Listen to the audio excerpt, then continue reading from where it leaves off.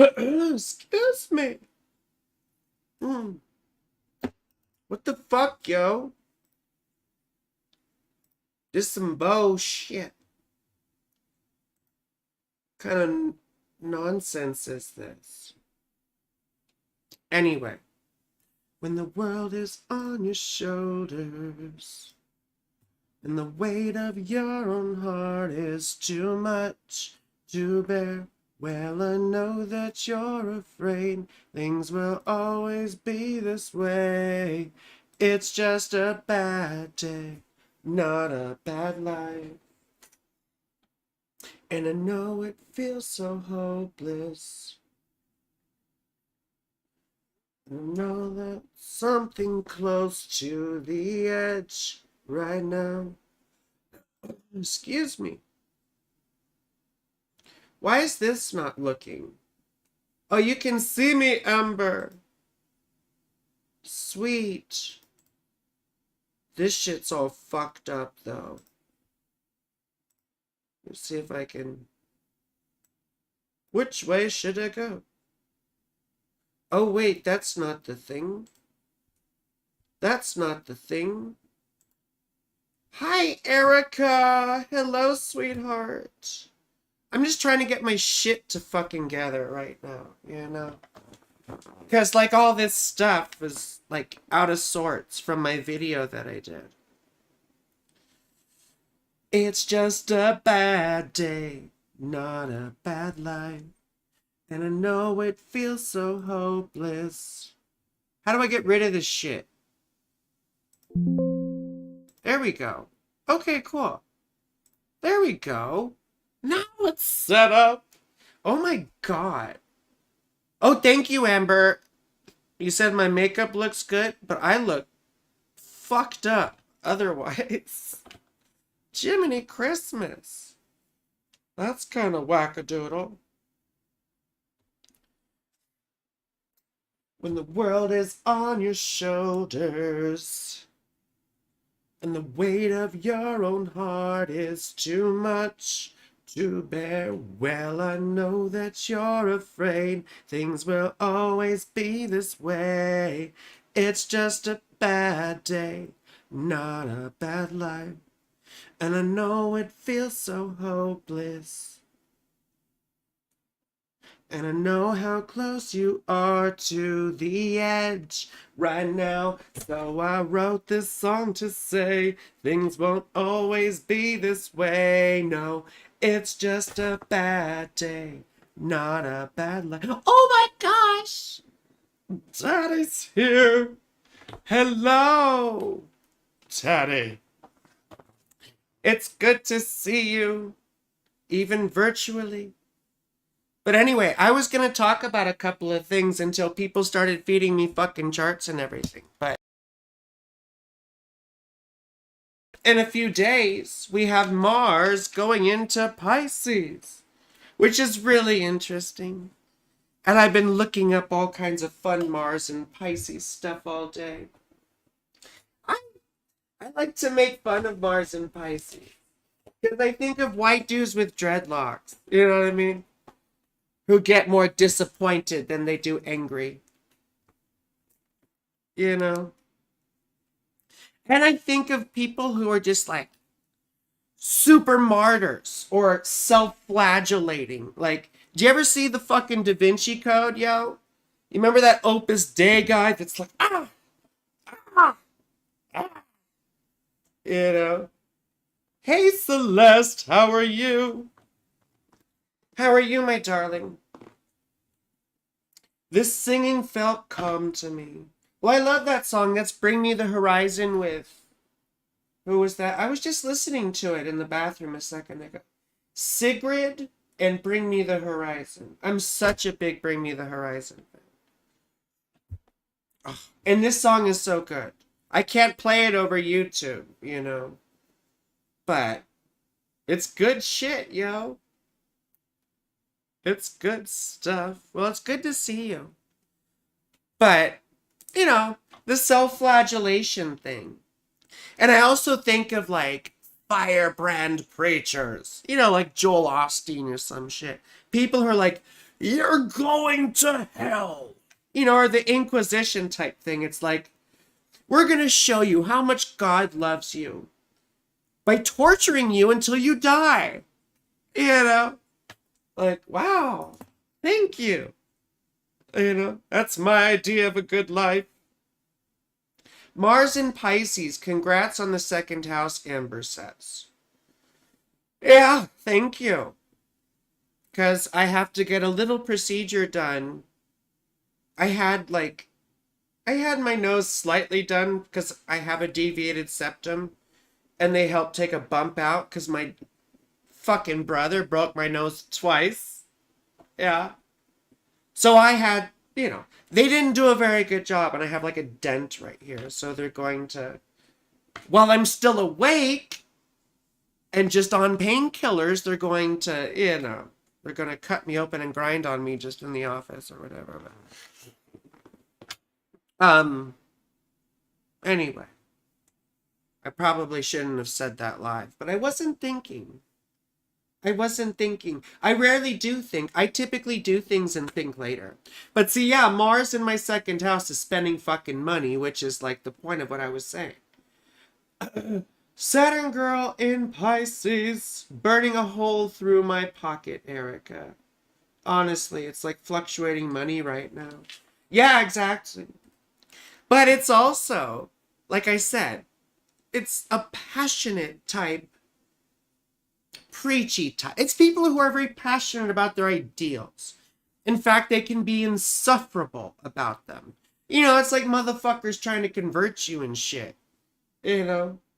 Like, I was thinking if Jesus had Mars in Pisces, he would have crucified himself for the Romans. You know? Right? And it would be very fitting if he did, because we have a whole religion that he started erected upon guilt. You know, Mars and Pisces can be very guilty, but they also do fucked up shit. You know who else has Mars in Pisces? Fucking Jeffrey Epstein has Mars in Pisces, or had, you know. And Andrew Tate, that disgusting guy, who's under investigation for, right, and sex trafficking. And he could very well go down, you know. But again, Mars in Pisces. Mars in Pisces. And it's not like everyone who has Mars in Pisces is bad. There's tons of great people. Tons of great actors, you know. But it was just interesting those people came up. Vincent van Gogh had Mars in Pisces, which is really interesting. Hey ladies, here for Sinistry Me. Yeah, we'll do that in just a sec, Rosie. Say grape. Yeah, does anyone know what that is? Like, people know what R word is before grape. Sometimes I find it hard to call MLK a martyr with his Pisces placements, as that men want to die, he wanted to live. I just find it hard to call that man a martyr. No, I mean, I agree. Like, he didn't choose to die. He was assassinated. And he was assassinated, in my opinion, for his radicalism, which started later in life. You know, he was all about equality and all these sorts of things, but he turned eventually to the whole economic system. Martin Luther King Jr. wanted to end capitalism. You know, he started to become more of a conscious person about the, you know, the power structure and how it exists. Even Martin Luther King Jr., right? This larger than life figure for racial equality, you know, which we still don't have, obviously, but this larger than life figure, right? He, even as he aged, became more aware of this class structure and how it propagated racism, misogyny, right? Sexism, homophobia, transphobia. All these things go back to capitalism. And I had people argue with me about that and get sort of upset and say, well, no, it's colonialism. But colonialism is inextricable from capitalism, at least from the last 300 years on. because that was what motivated it. And before that, mercantilism was what drove colonialism, you see. And mercantilism was a philosophy, right? We think of Christopher Columbus and all that bullshit, right? That was during the mercantilist times. Because these monarchs all believed that there was a finite amount of resources in the world, and they had to compete to go get them, right? And they used God as sort of a justification, but it was about money, right? And power. But you see what happened between then, right, and about 300 years ago is monarchs lost their fucking power. And guess when that happened? When Pluto went into Aquarius, right? Around the time of the American Revolution is sort of what I say, is when, the power of monarchies was effectively usurped. I mean, there were things before then, like the inception of the Bank of England in 1697. I'm a fucking history bitch, yo. There's my little brother who broke my fucking nose. Twice. Not once, but twice. Are we going for thrice? No, we're not. We're not. But anyway, it's interesting because these changes in the economic system follow these Pluto movements, right? They do. We saw the power of the church totally eroded, right? In, the 1500s when Pluto went into Aquarius. And before that was Martin Luther and the 95 Theses. And then you had King Henry VIII starting the Church of England, which effectively said, fuck you to the Pope. And then monarchs took over. But then, right, around the time of the American Revolution and the French Revolution, this is when the rising merchant class took political power and superseded monarchies. In fact, they were executing monarchs, weren't they? Right? Remember King Louis XVI? And what was her fucking name? God damn it. Let them eat cake. She didn't really say it, but you know what I'm talking about. What was her fucking name? Why? Why can't I remember her name? Rory, what's her fucking name, yo? And Rosie, yeah, we'll get to your synastry. Don't worry. I want to say Anne Boleyn, but that was King Henry VIII's person. Marie Antoinette. Thank you, Marie Antoinette. Thank you. Anyway, you see, these Pluto movements are big movers in society. And it's really interesting right now that we're starting to see the power of labor, right? Unions and stuff increase. Like Sean Fain, my fucking hero. Oh my God, Sean Fain. I love my daddy. I love my daddy. I do. I'm just saying Sean Fain is a fucking, he just, commands the room and commands the space. He should run for president. But you see, they're planning a general fucking strike. You don't know how big this is. For 2028, they're trying to coordinate all these union contracts to end at the same time. May Day, right, which is the International Labor Holiday of 2028. You don't realize how fucked up this is. Like, this could bring down, right, the economic infrastructure. Potentially. And that's like twisting the balls, right, of the ruling class. So it's really interesting stuff that this is going on. But anyway, I was talking about Mars and Pisces, and I won't talk about that. If anyone's interested in Mercury retrograde and what that means and what that is, I can talk about that. But otherwise, I'll just start doing motherfuckers' charts. So we got Rosie the Riveter. Where's my notepad, yo? We got Rosie. I think I have Rosie's chart already. I think I have Rosie. Yeah, and please like the stream. Please like the stream. Subscribe to my channel. I'm one of the few interesting astrologers. They're such boring fucking people. Even the ones I like, you know. And I'm not trying to be a bitch. It's just true.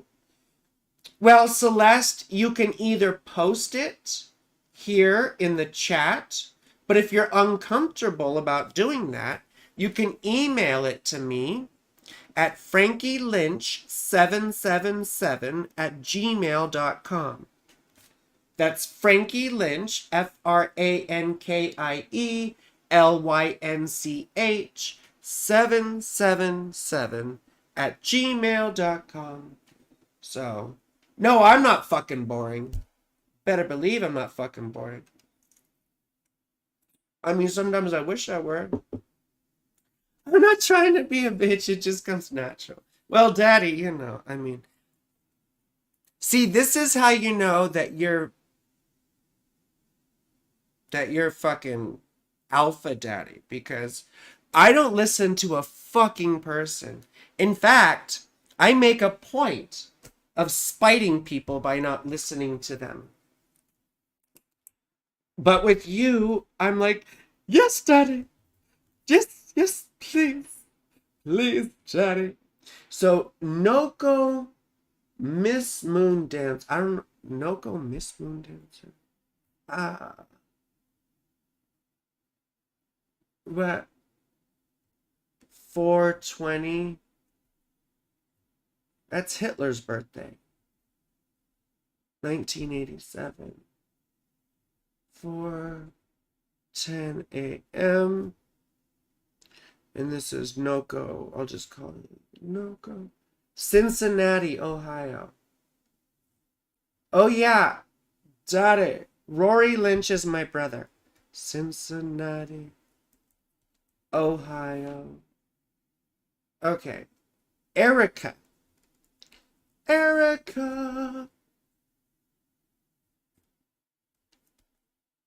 2495. It always trips me out because I was in 7th grade in 95. I was in 7th grade. And I think that was the year Smashing Pumpkins, Melancholy and the Infinite Sadness came out. And that was so amazing. Tonight, tonight, tonight, tonight, tonight. You do go by Noko. Is that what you said? Okay, cool. Wonderful. I didn't want to butcher your name, sweetheart. First chart is on the deck. Thank you, Amber. Oh, are you actually sending me shit, Amber? Because that's pretty cool if you did. Oh, no, you didn't. But I have it written down, yo. So don't trip. But we're going to look at Rosie's shit first. So, Rosie, you said Sinistry. Yeah, Rosie and I have pretty much the same taste in music, although I was never really a juggalo type. Like, I had girlfriends and stuff who were into ICP, but it was like, I just never got super into it. Malenko! Or whatever, you know? So, tonight, Rosie. Who is Rosie's partner? Rosie, can you give me your partner's shit, or did you already put it in there? Rosie, did you put your partner's shit in here? I have your fucking chart, but you said you wanted Sinistry, my love. Sorry, I'm on a good one. I had a couple gummies, and I'm drinking apple juice. Tonight. How similar are Rory's and my charts? That's a good question. I mean, you both have Pisces stuff that's quite interesting. You're Scorpio rising, though, and he's Pisces rising. But you both have a very strong Venus. Very strong Venus. Thank you, Amber. You are so sweet. Thank you, Amber. Rosie partner. Thank you, Amber. Thank you, Amber.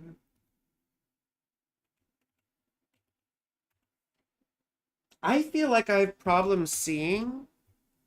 Like, I get floaters in my eyes and shit now. It's like these spots that are like blurry parts. But I got my vision tested and they said it's 2020. So, wait, I put the wrong date. I put hers. I already have hers. Oh, he's a Capricorn. A Capricorn. 1982. It's around the time I was born. I'm 83. I'm 83. 11:58 p.m. I was born at 11:58 p.m. That's interesting. Princeton. Princeton. Illinois. Illinois. Illinois. Oh, wait. I don't want that shit there. I mean, okay, so Cappy Daddy. Yes, Cappy Daddy. Which is perfect for you, my dear Cancer. It's so funny how opposites sort of attract, you know? Oftentimes. Oftentimes. I mean, my daddy's Capricorn Mars is opposite my Cancer Venus. Uh-huh. And they definitely know how to wreck me. Oh, I better stop saying things, Anna. I can't help it. I'm sorry. I'm a very open person, but I'm going to tone it down. I'm going to tone it down. So we got Rosie. So when I do synastry, just so you are aware, my loves, I always briefly look at both people's natal charts first. And I always typically look at the 7th house ruler. So in this case, Rosie's 7th house ruler is in the 6th, often meaning that partners become enemies, divorces, things like that, a lot of splits. But eventually, we need to find someone who's more reliable, you know. We need to find people who are solid with a 7th house ruler in the 6th house, people who can be stable. I mean, in a manner of speaking, having someone who can share the load with you. I don't mean like the load.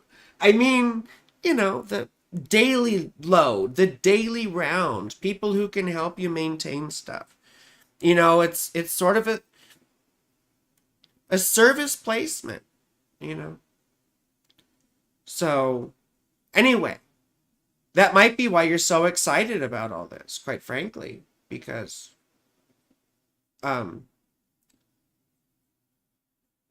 because this person probably does feel stable or probably does feel consistent. You see? We've looked at the rest of your chart before, you know, so we already know your temperament sort of a bit. You know, life has not been kind to you, my darling. You know, you have this whole malefic bunch here. I mean, Saturn is happy, kind of, but not happy conjunct Mars. And Mars is definitely unhappy, right? So, you know, you've had a difficult time in life. And so, quite honestly, I mean, we've talked about all this stuff, my darling. Let's look at your partner's chart. Yes, solid. What they mean, it's why is this heart in the way? Can I move this heart out of the way? Man, what do they mean? Something be honest and give what I give ideally. I don't know what those words mean, Rosie. I don't know what those words mean. Yes, solid in say what they mean. Be honest and give what I give ideally. That's probably good, whatever you're saying. I'll just assume it's good stuff. So anyway, but let's switch now to Rosie's partner. Oh, wait, is that visible? There we go. So Rosie's partner is a Libra rising, right? And also born around the similar time. So they're going to have some of these similar placements, right? With Saturn getting close to Pluto. I have Saturn conjunct Pluto as well, with my moon there, you know? And then Mars in the first house. Now, Mars is not happy. And Mars rules the seventh house. So he's had a checkered relationship past, probably. Like, typically, this says to me that he's gone for very confident or maybe even narcissistic women. I'm assuming it's a he. Because when we talked in the past, Rosie, you've been interested in that. But this is someone who I would read as having been not treated very well by women in the past. Like sort of a difficult relationship history. And, I mean, people who would be, like I said, either narcissistic or just very into their own shit. Very into themselves. And he's got Saturn and Pluto in the first house. Now, when Saturn's in the first house, it can make someone codependent. Like someone who's looking for their value through other people. And maybe he did that. Hi, Trap Sauce. Yes, I'm still doing chart readings.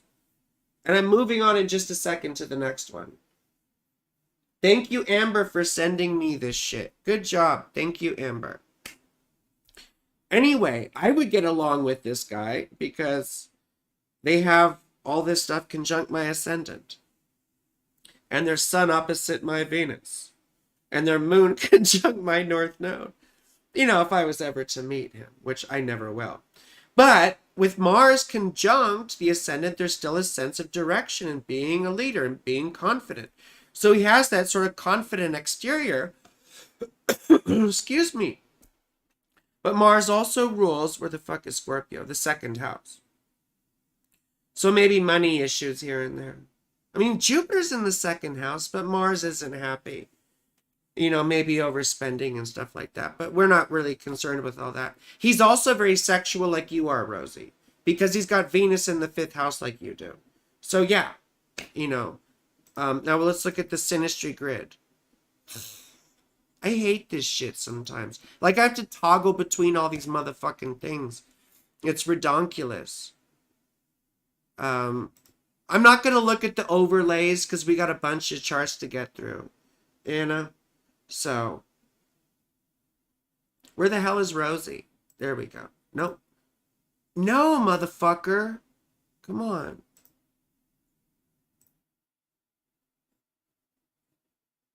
Where's Rosie partner? There we go. Okay. There we go. Let me... Properties. There we go. I wish someone could manage this shit for me. For real. I really don't want to expand this window. Can I just tell you what it says?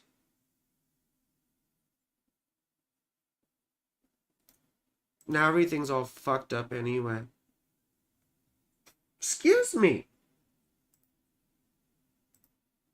Anyway, whatever. And I really do appreciate donations. Like, you know, it does take a lot of effort to do all this shit. And I did study all this stuff for like 18 fucking years of my life. You know, I wouldn't be mad at you. Oh, wait. I should just tell you what it says. Because I'm having technical issues. Which way should I go? No, not that way.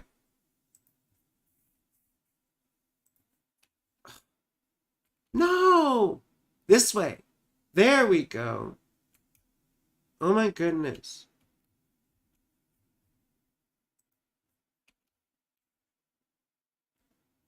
No. Anyway, this is good enough. Oh, excuse me. I look at the bad shit first, right?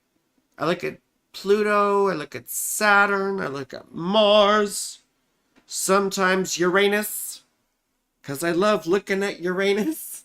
That never gets old to me, and I'm super immature. There's some really interesting stuff here. So number one, Saturn is square the sun. And that's difficult because they might experience you and also Mars square the sun, right? And the sun, well, sun opposite the sun can be compelling and attractive, you know? But Mars square the sun can, well, we were talking about Saturn first, can feel oppressive. He might feel like you're trying to control him or tell him what to do, or he might feel you as sort of like an imposing figure, whether or not you're intending that, and you're probably not. And you might be just doing whatever or being, you know, good and ethical as far as you're concerned, but that would be their experience. You can't, you know, people's perception is their reality. I used to work in restaurants and they would say, the customer's perception is your reality. You know? I'm like, well, that's fucking gaslighting, isn't it? You know? Give it to fucking restaurant managers, yeah? Anyway, I was a restaurant manager. But you see, the sun person feels stifled or like they can't shine. Now, it doesn't always have to be like that. Communication can really help. You know, and you have some good communication stuff we'll talk about in a second. But Mars square the sun, right? This person also can elicit reactions from you, right? They might seem arrogant, or they might seem like they dismiss you, or they're too confident, and you're, you know? Yes, please, you can put your birth info in, Trap Sauce. Hello, Caleb. Yes, thank you, my love, and thank you for coming. This stream is going well because I ate gummies. And so, you know, I'm sort of off my fucking rocker. So, you know. But anyway, as I was saying, Mars opposite the sun can be a bit combative, right? Mars reacts to the sun's perceived, you know, confidence, I'd like to say. But it's more than just confidence. They feel like they're sort of, you know, they're sort of inserting themselves or asserting themselves. And Mars doesn't like that. But then you have all this other wonderful stuff. Now, Pluto trine the moon, right? And such a close fucking, you know, it's your Pluto trine his moon by less than a degree, right? 52 minutes. And this is the kind of thing where we grow deep roots into each other. Now, this is a lot softer, of course, than the square of the opposition, right? And those can be, they can work, but they are a lot more difficult, especially when we break up. You know, but this is sort of like a long-term thing, but you definitely want to keep him, right? You might even find yourself, you know, getting jealous, sort of wanting to dominate him a little bit, even though he's the Cappy Daddy. You know, there's a sense of control there. Delightful if you run out of charge. Oh, Caleb! Yes, and you sent me mine. I mean, yours. You sent me yours. I have to go back and find it. And yes, we will do yours. But you didn't give me any of your birth info, so I'll just have to read it out loud. And we won't be able to see it. Which I'm sure you're fine with because you're a Pisces Mercury. And you probably don't want anyone to see it anyway. Oh, this is rough. Pluto square his sun. So there's once again a sense of being controlled, perhaps, or manipulated. More on his end, I would say. But when you're the Pluto person in a relationship, as you clearly are, now they do have some Pluto aspects to you, but these are sort of big to me, right? Well, I mean, it's 6 degrees, or it's like not that wild, but still. It's interesting because we have the sense, a lot of times, of being, the Pluto person gets anxious and nervous a lot of times. And Caleb will get mad at me for just reciting this, you know, abridged version of the myth. But when it comes to the Hades and Persephone archetype, right? It was Hades, Pluto, right? Who got very insecure and very jealous and had to give Persephone, right, the pomegranate seeds, which bound her to the underworld, right? So she would spend 6 months on the surface for the, you know, the pleasant months or whatever. I mean, we like winter and fall too, but you know what I'm saying? And then she would go back down to the underworld for the colder months in the northern hemisphere, right? And so it's that same sort of dynamic where it's, Pluto getting insecure or getting, fearful when they don't really even need to. But that all can be worked on with communication. Yes. It's more that I've been the target of online harassment campaign since then, and I've been a little gun shy about giving. No, I totally feel you, Kayla. And I'm probably like dangerously public, but I can't like put the cat back in the bag. Or, I don't know, some sort of idiom. You're an idiom. Anyway, those are the real difficult things I see. This is really interesting, right? Venus trine Venus. That's amazing. I have Venus sextile Venus with my daddy, right? What a treat to see you going live. I try to go live every week now. At least once a week. I'm going to try and do more in the future, but... Oh, Caleb said hi. Yes, I'm just seeing you now. Don't cry for Caleb. Don't cry for him, Argentina. You didn't have to do your shit, homie. Amber, write his stuff down. I appreciate that. You didn't have to do that. I didn't know you were that much younger than me. Oh my gosh. I feel so immature. Caleb is so wise. So wise. Oh, today's your fucking birthday, yo? I mean, yesterday? Oh, no way. Happy birthday, Caleb. Happy birthday, Caleb. Caleb, it's your birthday. Happy birthday, Caleb. No way. That's wild, yo. Okay. Spoken.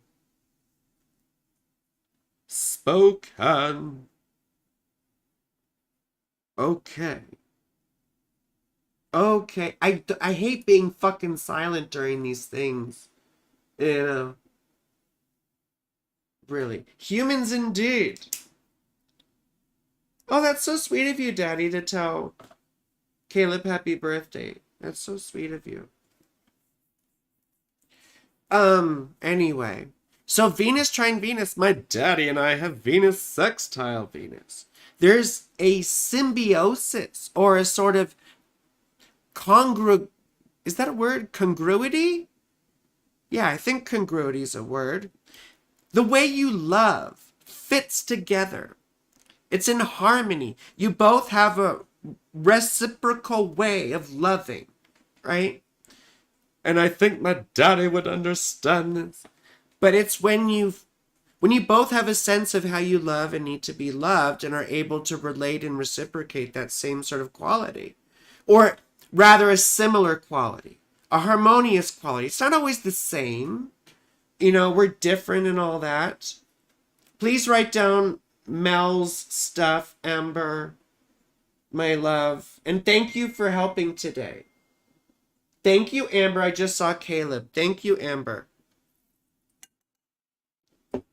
Now, anyway, their Mars is trine your Venus, which is hot as fuck.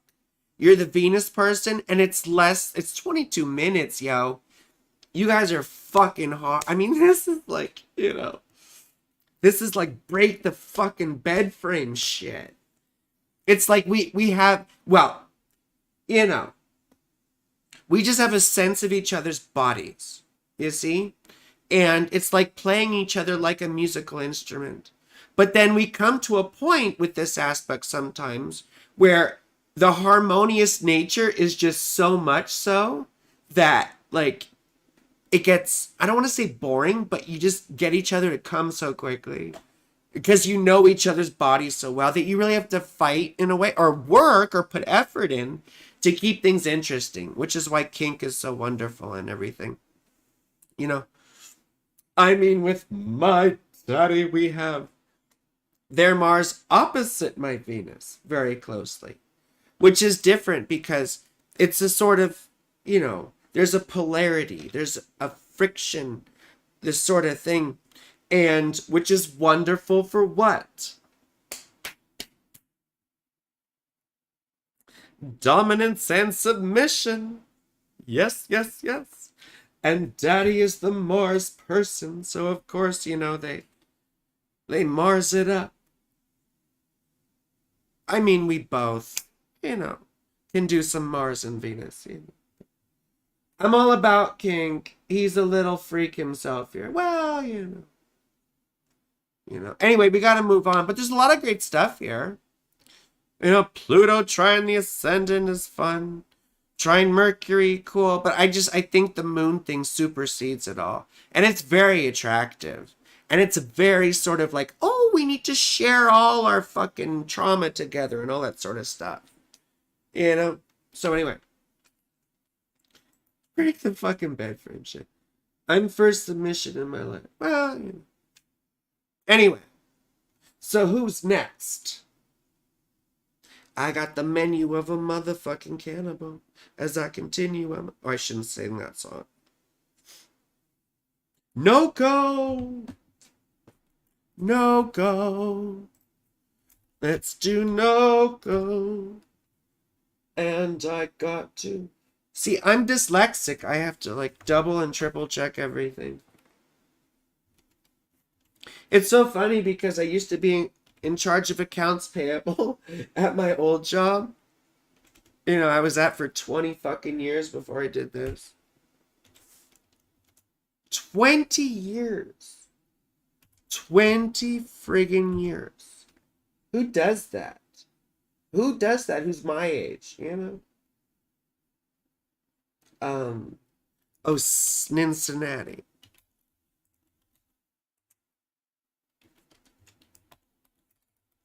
I know I'm spelling this wrong.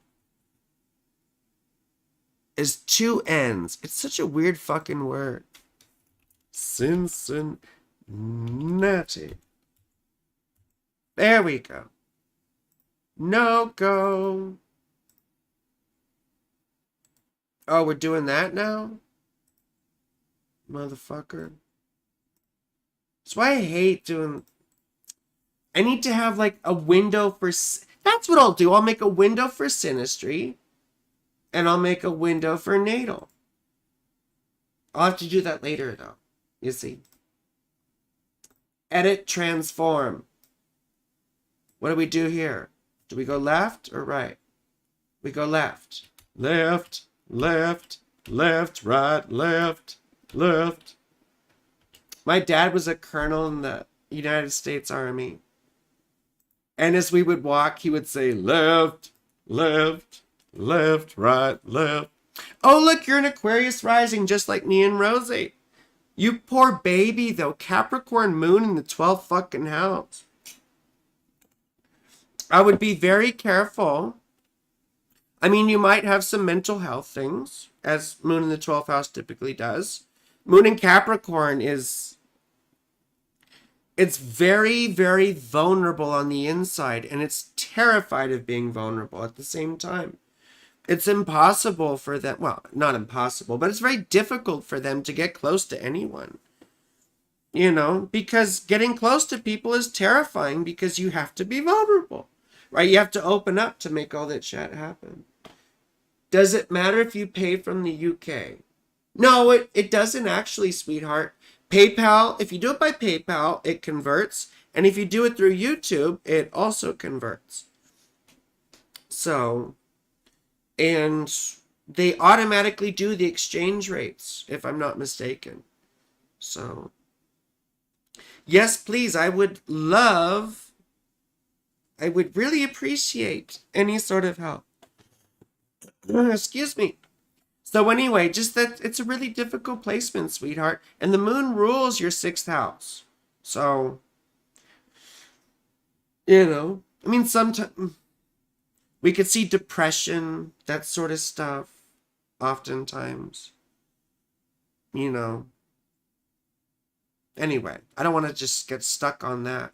Aquarius rising like we have, it's an amazing thing because I always say the dharma of Aquarius rising is learning how to be of service in a way. It's learning how to hold out the vision of a new world, of what the world could be like, and show people what that feels like. Now, in our practical lives, we tend to hate bullies and we tend to, fight for justice and all that sort of shit. You know, Caleb says, I worked at an emergency placement shelter for the foster system in my state. Basically where we would take kids where the social workers would find out what their permanent move was. Oh my God, Caleb. Truly an eye-opening experience in so many ways. Oh my God, Caleb. That's fucking wild. That's really, really amazing. I mean, that's beyond admirable. That's really wild. So anyway, Aquarius rising too. It's got an esoteric mantra. It's water of life am I. Water of life am I, poured forth for thirsting humanity. Right? And that's the vision. Right? Like St. Paul said, where there's no vision, the people perish. And so it's sort of our job, right, to articulate that idealism. So, and not just articulate, but participate in it. We often are really egalitarian types. You know, sometimes we're sort of activist types. But see, you have Saturn in the 11th house in retrograde. And that's difficult because it's sort of, it makes you feel left out, especially as a kid. It's like being the last kid picked for dodgeball, I always say. And so there's a sense of being, ostracized or bullied or made to feel weird or different, like you don't belong among your peers, right? And as we get older, then we get a sense of, and you're my brother's age here. So, and as you get older, you get a sense of camaraderie with a few really close people. You have a close circle, and oftentimes you're suspicious of people or suspicious of groups of people. You see? And these people are often very pessimistic, right? It's like the glass is half empty all the time. You know, regardless, it's always full of backwash, you know, when your kid's drinking out of it. So anyway, and you have Mars in the 5th house in Gemini like I do. You see, it's a very sexual person, typically. Very, very sexual. Also, people are very competitive, oftentimes. You know, we can be practical jokers. We can be comedian types or whatever. I mean, I think I'm funny, at least, you know. No one else does, but I'm just trying to make my fucking self laugh anyway. Right? With that 5th house Mars. That's often a thing. But the Chiron there is a little bit more difficult. Because if you're, if you're a woman or someone who gives birth, there could be, some complications with that. Excuse me. It's not like a terrible thing or the end of the world, just sometimes. You're a poly sub.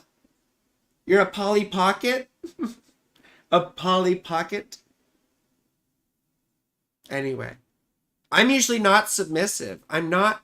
But for my fucking daddy, they're just the fucking presence, yo. It's just like. It's just powerful. It's powerful in so many ways. I'm going to have to tell them all this stuff in person, but they're still watching. You know, I would love to just spend the whole time talking about them, but I got to get on with these charts. But let's just say their presence is very powerful. It's very powerful. And it's very easy for me to turn into a fucking puddle of sub whenever they're like within 6 feet of me. Or probably even more. But, this is a good sized apartment, I guess. Anyway, I digress. What matters here, you see, we talked about Saturn, but you have an exalted Venus in the 2nd house, which is wonderful. It's wonderful for acquisition and things like that. Where's Jupiter? And Jupiter's in the 3rd house in Aries, right? So you see, that can often be making your money from education somehow. Or speaking or writing, education, speaking, writing, media, like media, arts, stuff like that. or local community type things.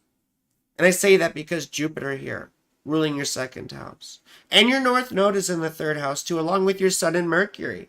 So you're probably quite an effective communicator. But you see, Mercury and Aries just break shit. Like, I had a girlfriend with Mercury and Aries, and she was trying to put the visor back in the thing, in the car, and just smash the fucking thing. I'm like, yo. So I always say Aries Mercury's like, well, how does this work? Not anymore since you fucking touched it. Yeah, for real. We should move on to the next person, but really quickly with timing, you see right now we have Jupiter going through our fourth house, which hopefully brought you some luck either from your parents or from your family or genealogy, right? I know what happened for me, and sometimes there's like a hidden family or a genealogical stroke of luck that you get. Something comes to light, and it's usually a good thing with Jupiter, typically. And Jupiter rules your second house, so it was probably something to do with money. At least I would hope so. But see, then Jupiter's going to go into our fifth house, which is, romance and sex, right? And having fun. So hopefully this is going to be fun for all of us. Now, Jupiter does not like Gemini, right? But Jupiter is certainly fun in the fifth house. And I really do think it's going to have to do with our sex lives, romance, and all that sort of thing. But also it fosters, a greater closeness with our children. I'm a parent. I know a bunch. Well, I don't know if you're a parent, but for some reason I had a feeling you were.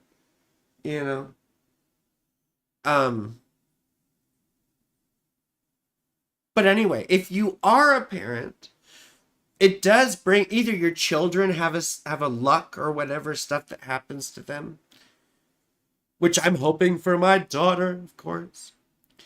But on the other hand, thank you, Mel. Thank you so much. We will do Mel, right? We will get to Mel. And I'll go faster. I'm sorry. Jesus. Not anymore since you touched it. Yeah, exactly. So, and the other thing about a fifth house Mars is if you are a parent, then you're probably quite hard on your child or you have high expectations. And I've worked a lot on that, because I always wanted my daughter to be the best. And, I always think she is the best in my eyes, of course. I mean, I honestly do objectively think she's the best. Like, I think I can sincerely say that. But you all can say that about your kids too. And if you can't, I feel bad for you. So, well, that's mean. I'm not, anyway. I should shut my mouth. I'm fucking competitive, which we said Mars in the fifth house is competitive. Oh, Amber, I'm sorry. I gotta stop. Amber's like, I'm just letting you talk. I gotta stop. Okay. But you do have some either educational stuff going on over the next 6 months or so, probably even year. And if it's not educational, it has to do with your beliefs changing ultimately. But you see, it would have to do with communication and all that stuff. My daughter's really well behaved, yeah. But the eclipse is going to be in our third house. For me, I have a sense of what it's going to be. It's going to have to be with like some professional things I would be working on educationally. But it could be having to do with your job, or your community. But usually has to do with communication. So you're graduating college in May. Well, there you go. So anyway, let's go on to the next. Where's Mel? I gotta go fucking faster.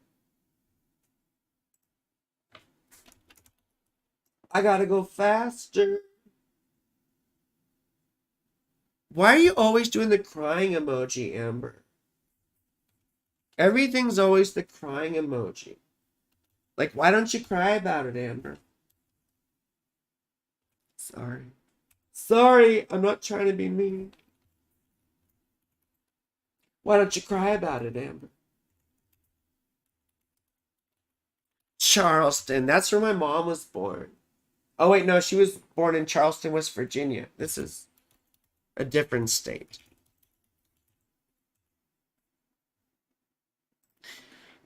I'm doing Mel. Come on.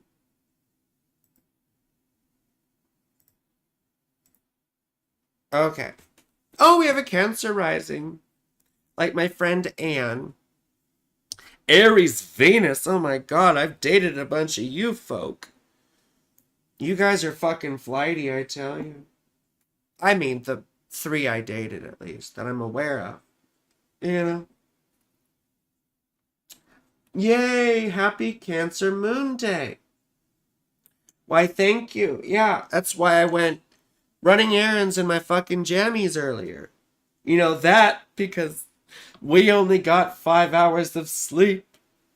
For a good cause. For a good cause. Yes. For a good cause. Anyway, exalted Sun in Aries in the 10th house. You know, that's quite interesting. Where's Leo?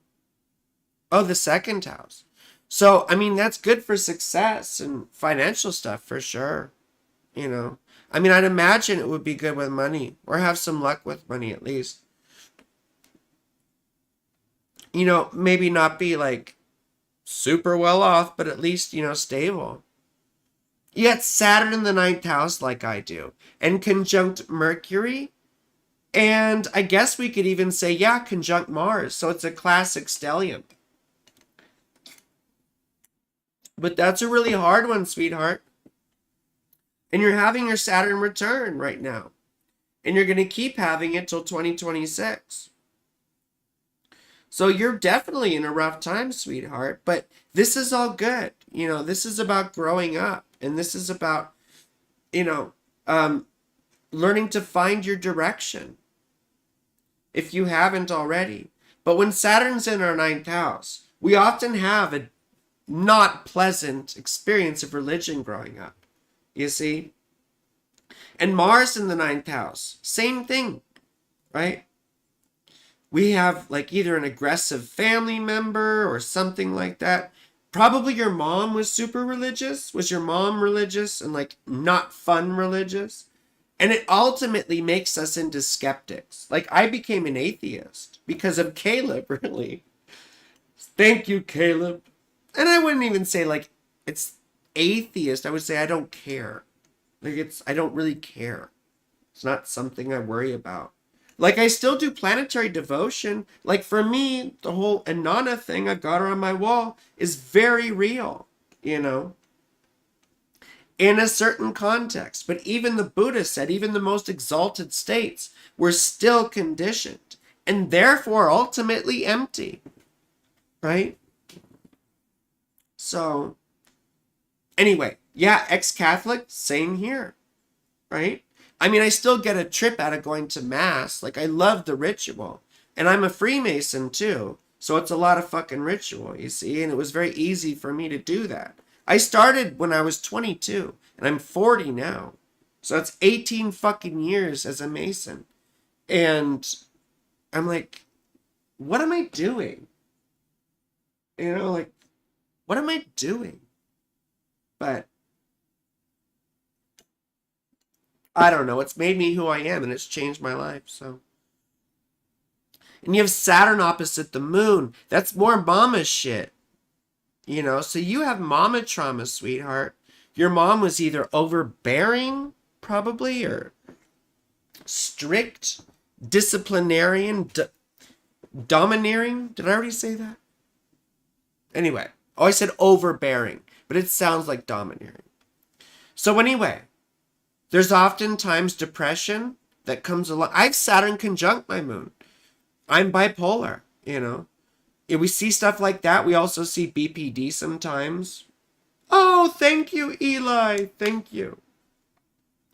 I appreciate it. We'll try and get through all your charts. We'll get through all your charts. Amber, did Eli Amber, did Eli put down their information? Anyway. So that's a very difficult one, you see. And it typically represents difficult stuff with the mother. And you probably had a difficult relationship with a sibling. Because Chiron, right, in the third house. You see, the third house, though, is also the joy of the moon. And it was considered the house of the goddess in ancient astrology. So oftentimes it reflects femininity, feminism, feminine action, feminine power, and all that sort of stuff. You know? Very validating coming from my favorite astrologer. Definitely feel most of my deeper ones are related to her, despite trying her best. Yeah, of course. I mean, we know, right, that we fuck up all the time. I'm a sensitive one, and those wounds are long to heal. Yes, they are. Yes, they are. You know. But you'll find healing, ultimately, through philosophy or religion or spirituality, whatever that means to you. For me, it has to do with understanding existence as best I can, you know, and trying to understand things as best I can. And for me, it's about empirical reality. I'm not really concerned with a bunch of mumbo jumbo anymore. But Saturn in the ninth house is on an eternal search. They're on a search for why, how. You see, there's the big questions. We often start out as religious, and we have the sense of wonder ripped away from us from the sheer hypocrisy, violence, anger, exclusion, and hatred that flows very naturally through the Abrahamic religions, Christianity, Islam, and Judaism. You know, and I'm not an anti-theist, and I'm not anti-religion necessarily. It's the political element of the whole thing. And you see how it's used as a mode of social control. You see? And we have an awareness of that, both being Catholic. Now you have, anyway, we should move on to the next person in just a second, but you're in a fantastic time in your life. Because you have the eclipses oscillating between your 10th and 4th house. This is a big year for you. A big, big year. Because, Eli, are you looking for me? This is a big year for you, you see? Because your career or life direction could very likely change. When I had the same thing, that's when I quit a job of 20 years to do this bullshit, you know, which, you know, I'm scrapping by barely, but it's definitely worth it to me. So, but anyway, it's a big year for you. And you'll probably, I don't know, if you don't physically move, there will be a big change in your living situation. Typically, it's moving. I moved to a whole nother state when I had this, you see. So anyway, it's a big time for you. You should be quite excited. You should be quite excited. I would be if I were you. I'm just saying, you know. You have Saturn in the ninth house now with your Saturn return. So you're really grappling probably with your sense of meaning, with your values, maybe even your politics or your understanding of things. You know, you probably were raised quite conservative. But we'll move on to the next person, you see. We have to go on. We have to go on. The show must go on. We have to go back to Erica. Erica.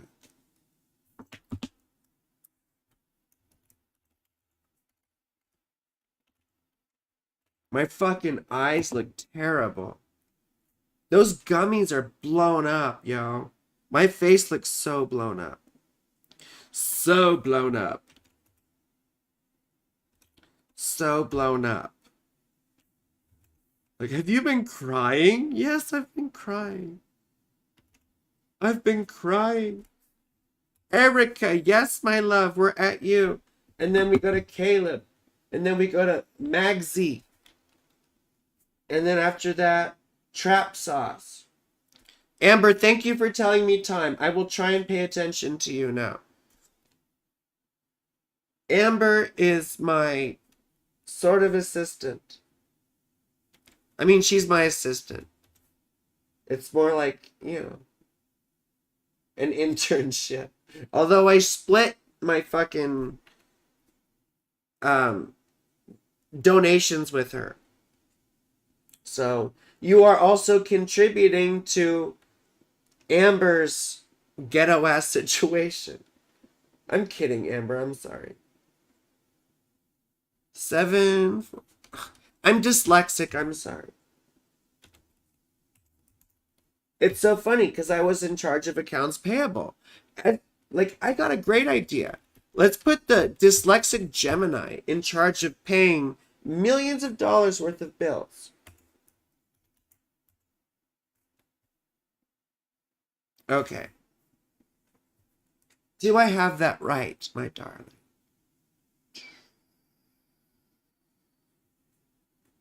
I just want to be sure. Memphis. It's your Graceland. I don't know.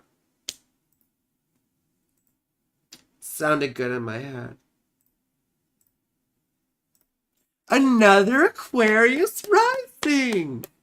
Hey. Hooray. I wonder if this is Erica who I know. Or if, I think this is Erica who I know.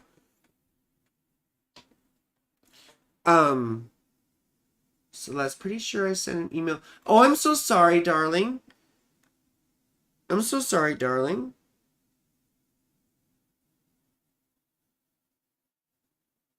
I think this is you.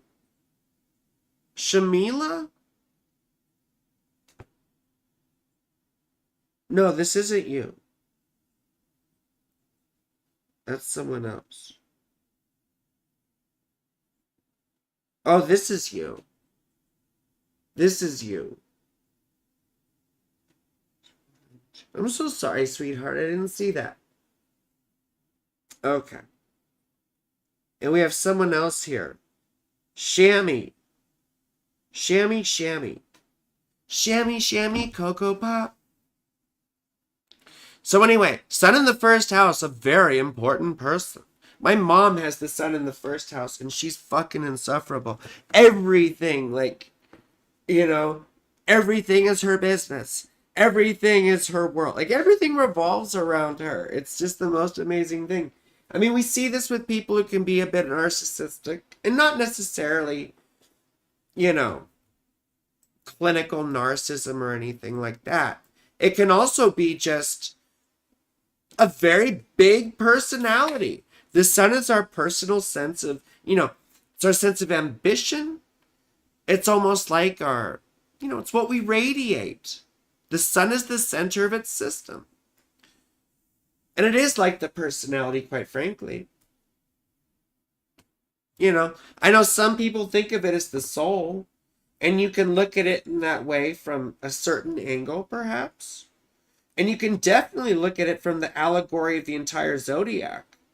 But I would also say that, the sun is what shines. It's what you see. It's the sight, And so, to me, it's the personal self in a lot of ways. And Mercury in the first house is very, very happy. It's, once again, Mercury rejoices in the first house. Lord, I'm coming to more lives. Well, good. Because, because I'm a fucking freak, yo. And I just talk shit. I'm an abrasive person. Except with my daddy. Everyone else knows me. I'm a fucking pain in the fucking ass. I don't listen to anyone. I don't take kindly to people who tell me things. I mean, except for Caleb. Somehow Caleb got through, And thank goodness, because I wouldn't be Saturn girl if that didn't happen. I needed all this shit to be shattered for me. And there's a lot more interesting, it doesn't mean you can't appreciate the world's philosophies and cultures. But you can also have a sober view about it all, especially how Western cultures appropriated and misrepresented a lot of ancient philosophies and Eastern philosophies, you see. But I gotta keep going. Mars and Leo, wonderful. But Mars in the 7th house. Mars in the 7th house. Oftentimes we're very passionate about the ones we love. Or we passionately have a desire for a relationship. Mars rules your 3rd house and your 10th house. So you see, it's an angular Mars. That's very powerful. Being retrograde makes it a bit more difficult. It makes us a bit more passive aggressive. It makes us a bit more, we internalize our anger. We let things build up until boom. But Mars and Leo typically, it knows how to get what it wants. It knows exactly what it wants. I think of Mars and Leo as trying, to use other people to get what it wants. Sort of like the manager trying to arrange things and arrange people. But it can also create difficulties in relationships. It can create splits, you see. And your sun is in your 1st house and ruling your 7th house. Natal Mars retro's been a bitch. Yeah, it's difficult. But the sun is in detriment in Aquarius, you see. In detriment in Aquarius.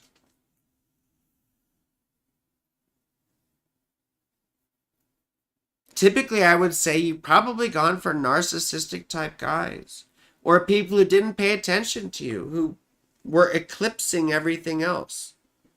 The sun eclipsing everything else, outshining everything. And it can get very tiring and very draining, Very tiring and very draining. You might be attracted to the very dominant types. People who are in control, that sort of thing. But it can also lead to abusive type people if you're not careful.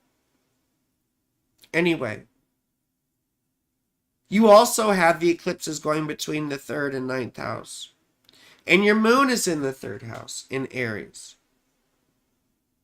So, typically this represents someone who's very smart. A very natural communicator. Someone who's very intelligent too. Who has sort of a command of language. Good writer, perhaps. We see people who are like journalist types. Or people who, like to give presentations, like to talk, public relations,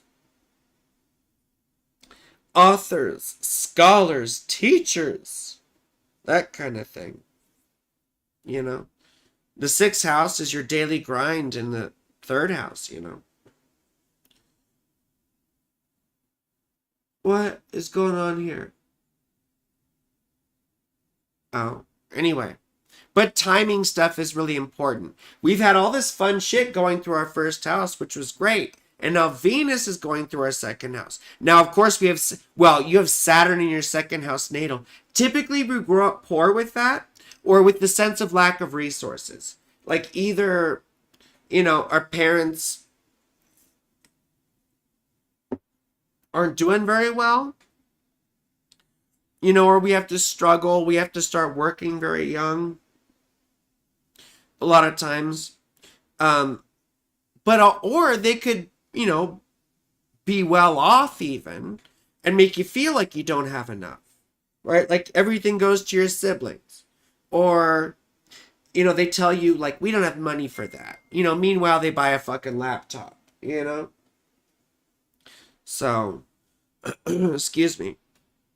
But Saturn going through this, having a Saturn return, of course, but Saturn going through the 2nd house tests are material resources, and you've had a lack of them. And it can often, my sister has this, and she grew up in a way more difficult situation than I did.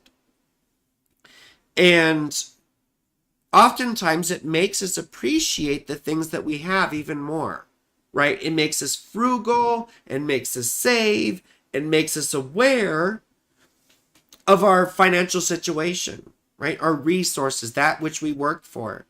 And I know for me, this has been very important because I needed to work on this. I'm not very good at managing these things. And I have to learn. I'm starting to learn to submit my sales taxes and all these fucking things that I've never done before, you know?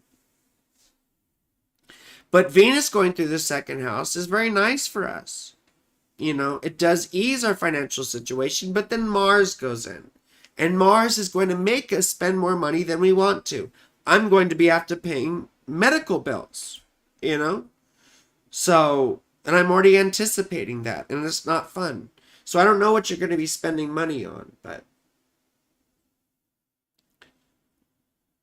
Oh, what else? What else? We talked about Venus. Mercury, Mercury's going to go retrograde April 1st. That'll be fun. Miscommunications abound. Anyway, we should move on to the next person. We have lots of shit to get through. Lots of shit. Lots of shit. Lots of shit.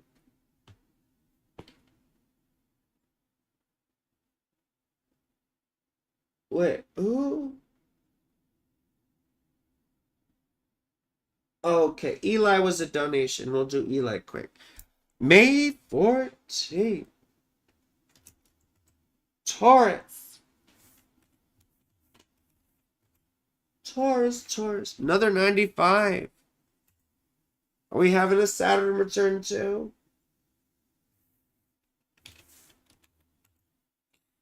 You were born at 0.0. 0.0. And you were born in Romania. Oh my goodness. Oh my goodness.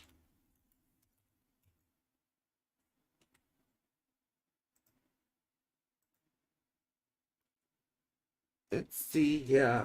Thank you, Erica. You're so sweet. Buy coin.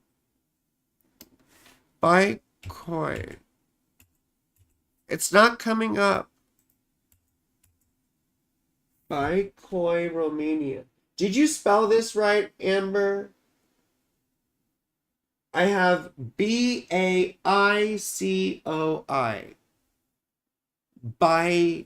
I don't know how to say it. I don't know. Amber, did you spell this right? I have Baicoi.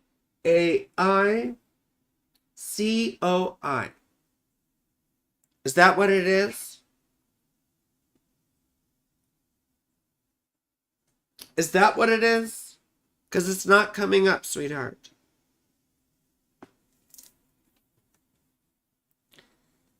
Eli, please, can you tell me? Can you spell your city name again for me in Romania? Because it's not coming up, my darling.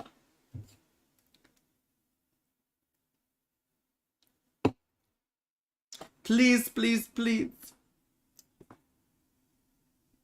I don't know why it's not coming up. She did spell it right. You're right, Amber did spell it right. But it's not coming up in Solar Fire.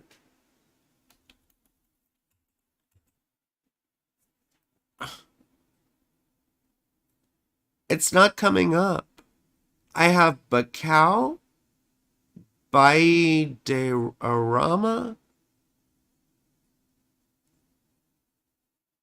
Huh.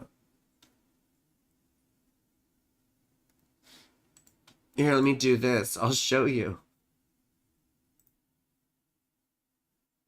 Where's that little window? Does it show that little window? No?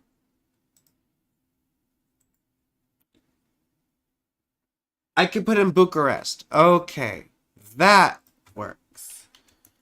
Bucharest. If it's close, if it's within the same time zone at least, that works. Thank you, Eli. Okay. Oh, we have a Capricorn rising.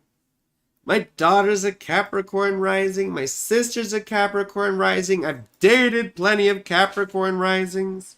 Fun, fun, fun, fun, fun. And you have a Scorpio moon, you poor darling. You're also having your Saturn return, sweetheart. Yeah. Thank you, Magsy. I was caught double checking. Anyway. Well, I put Bucharest, sweetheart. But I think it's close enough. Oh, you're a Venus in Aries too. You see, Venus is what's called in detriment in Aries because she rules Libra. So oftentimes we see, people who are born female or born women will tend to be a bit more masculine or assertive or aggressive. Or I make fun of it as like, the girls who use the urinal kind of thing. I mean, I saw that happen sometimes. But it's not necessarily a bad thing. It's just, it doesn't relate to people with that same sense of social charm that a Venus in Libra would. It's a bit more sort of abrasive. Let's put it that way. Venus in Aries. But the moon, like I said, is not happy. The moon is not happy. And it rules your 7th house.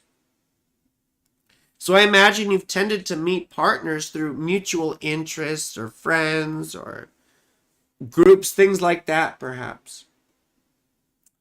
But they probably haven't been very good for you. Perhaps they've been a bit toxic, Basically, difficult relationships. I mean, we all have difficult relationships, but these would be absolutely pronounced, you see. And your moon's conjunct your north node.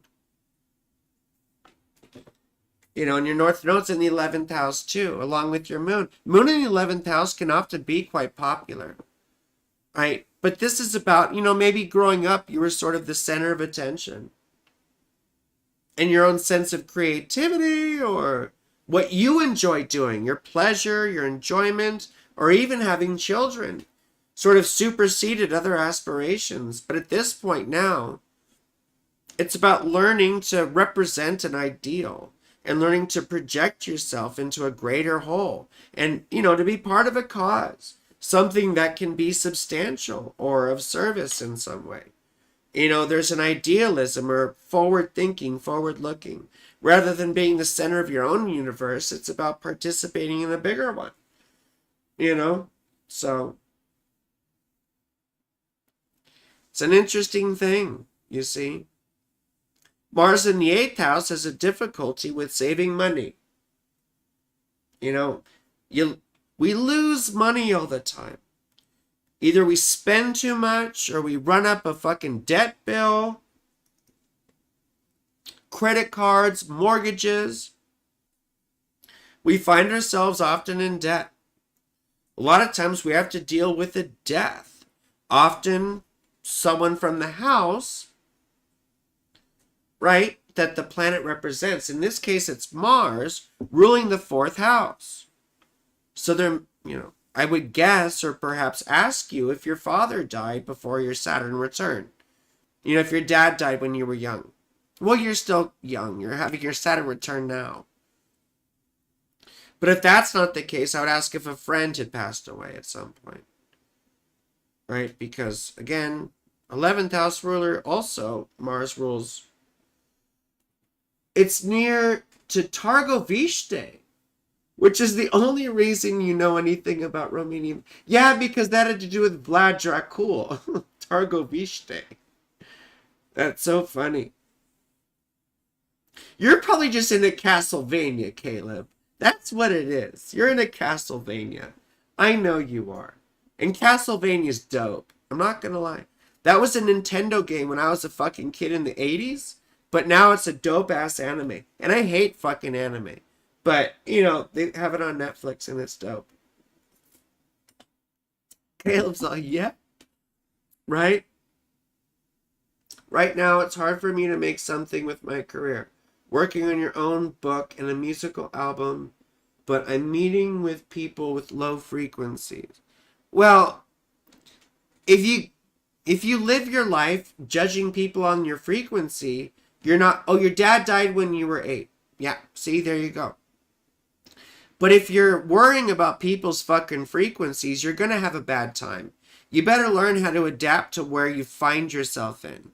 You know, you have to be able to work in your time and place in the world. And you can't blame people for their fucking frequency. Because you really don't know. Now we gotta, I don't know what your sensitivity necessarily is. And I have a sense of quality or vibration that comes through, right? But when people start talking about frequencies and all that sort of thing, I try to be cautious. And I try to question. Because oftentimes it's just a way to dismiss people, right? And especially if we don't like them or if we don't get along with them. I know we can see coarser and finer qualities sometimes in a particular person, right? Based on the quality of intention, I guess, for lack of a better term. What our motivation is. You know, even when I'm a bitch, I'd like to think I have a relatively okay motivation, mixed in with selfishness, of course, but, you know. But that's just one thing we have to be aware of. Jupiter in the 12th house is often like a little guru type. Now, Jupiter rules Sagittarius, is very happy, but is retrograde. It sort of turns the normal sort of happy-go-lucky Jupiter on its head. We can be fanatics. You know, we can be fanatical. It's like we have the best intentions while we pave the road to hell. You know? Anyway, I better move on. I need to move on. Need to move on. You're also, really quickly, eclipses going between your 4th and 10th house. This is a big fucking time for you. Big time. You could be moving here after April or having a new living situation emerge. And then you could find yourself changing life direction. A big career move, perhaps. But oftentimes it can be more than that. Whatever you're known for. But your direction totally changes. For me, I quit a job of 20 years to do this bullshit. So, just an indication, I suppose, from personal experience.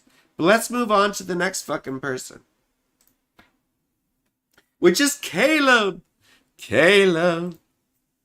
Caleb, my darling. Caleb's the homie. The homie. From Wyoming. Not really from Wyoming.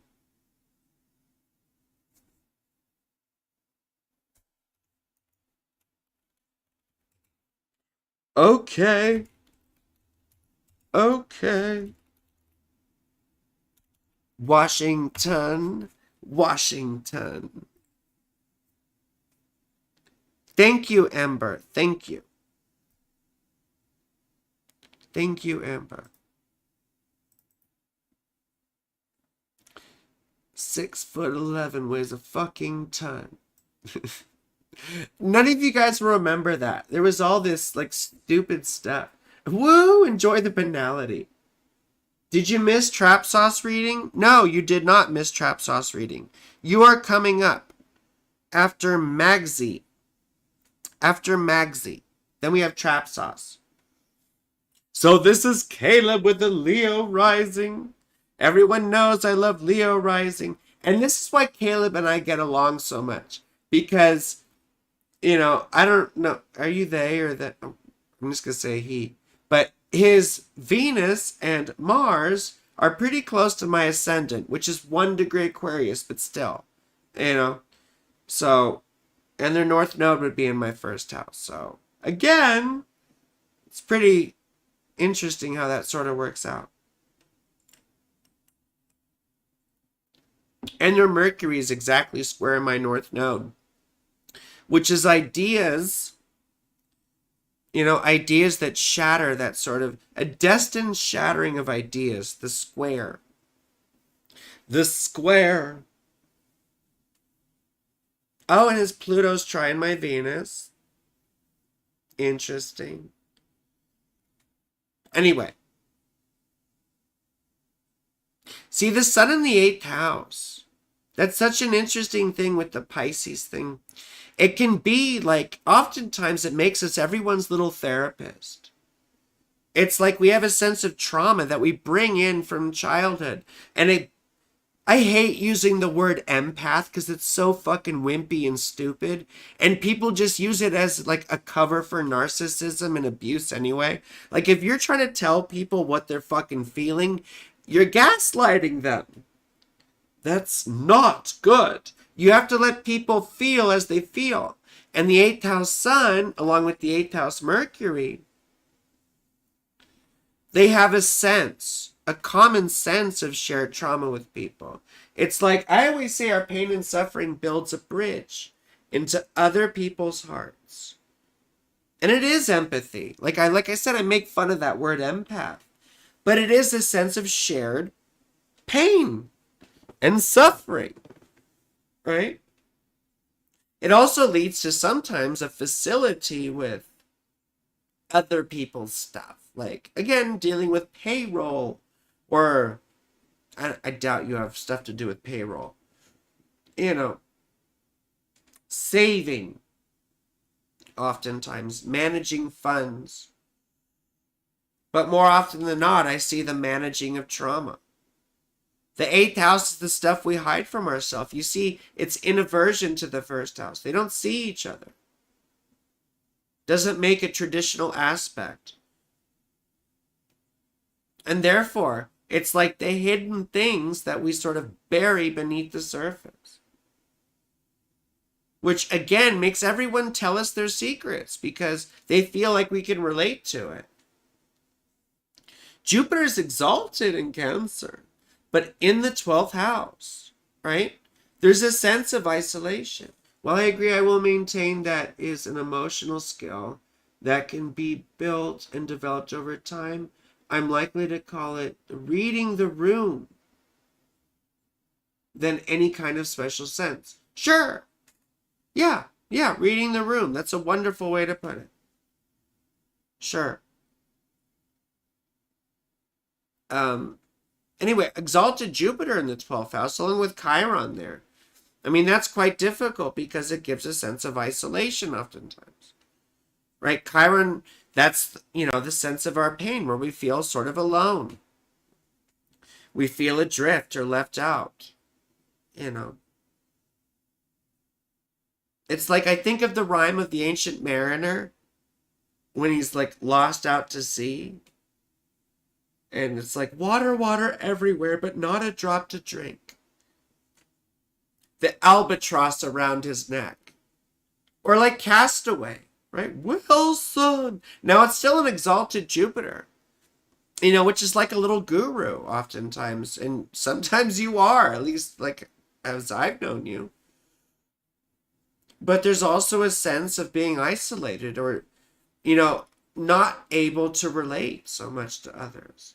And then Saturn in the 6th house. Yeah, you could say, health issues, people growing up with some sort of chronic health issue. But there's also a sense of submission, too, that comes from it. A servility, if you will. Oftentimes we get the tyranny of the minutia. We get caught up in the tyranny of the minutia. Whatever that means, it's just a phrase that came to mind. You see, but we have a sense of monotony oftentimes, or a sense of like not being able to enjoy ourselves. Oftentimes we don't get to be children because life is just full of endless obligations and expectations that parents thrust on us. Ends up being very Jupiter dominated, which is strange that still ends up being so Neptunian.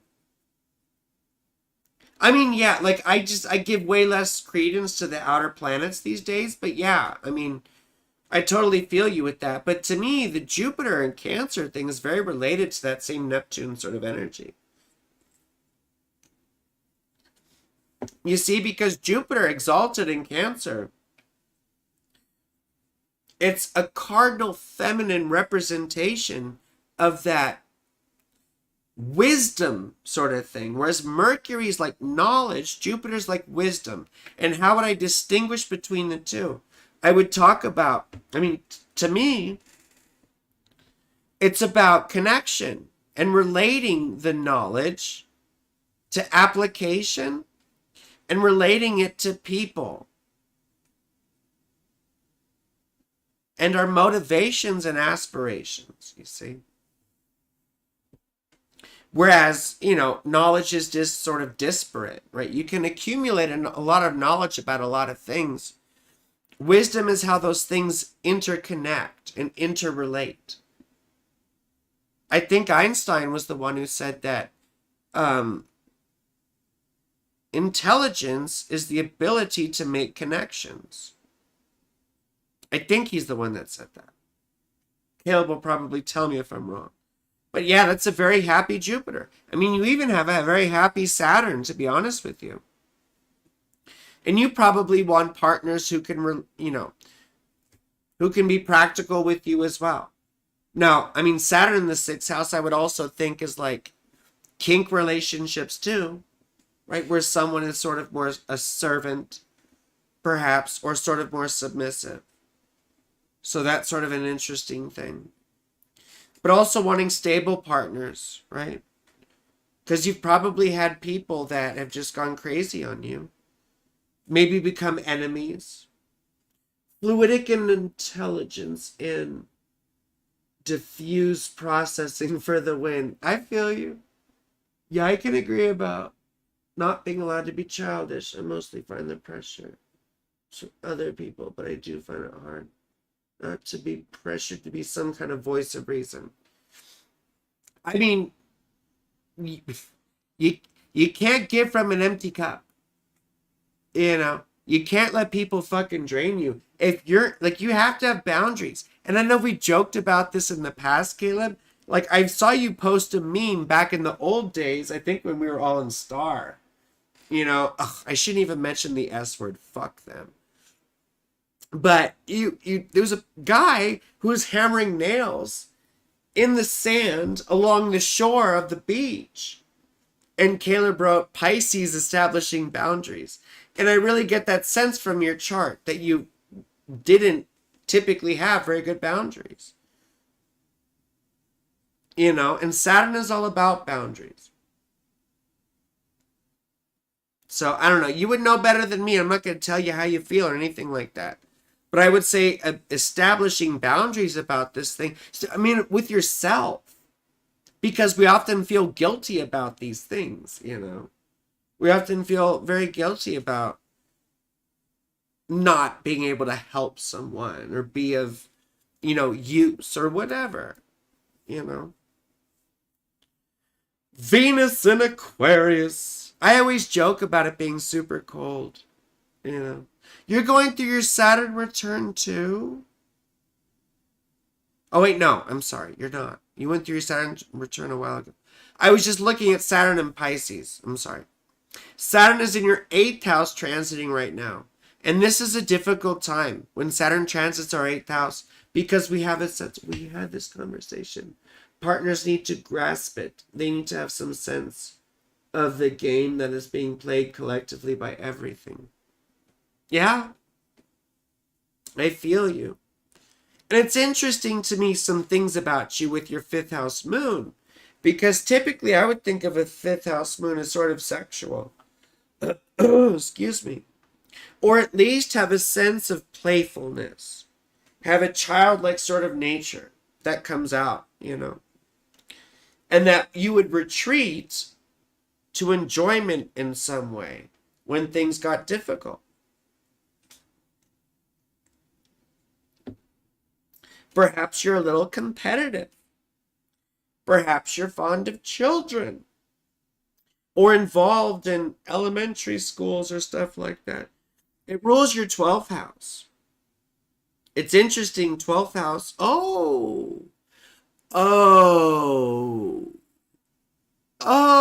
Certain things make way more sense now. The 12th house ruler in the 5th house. I gotcha,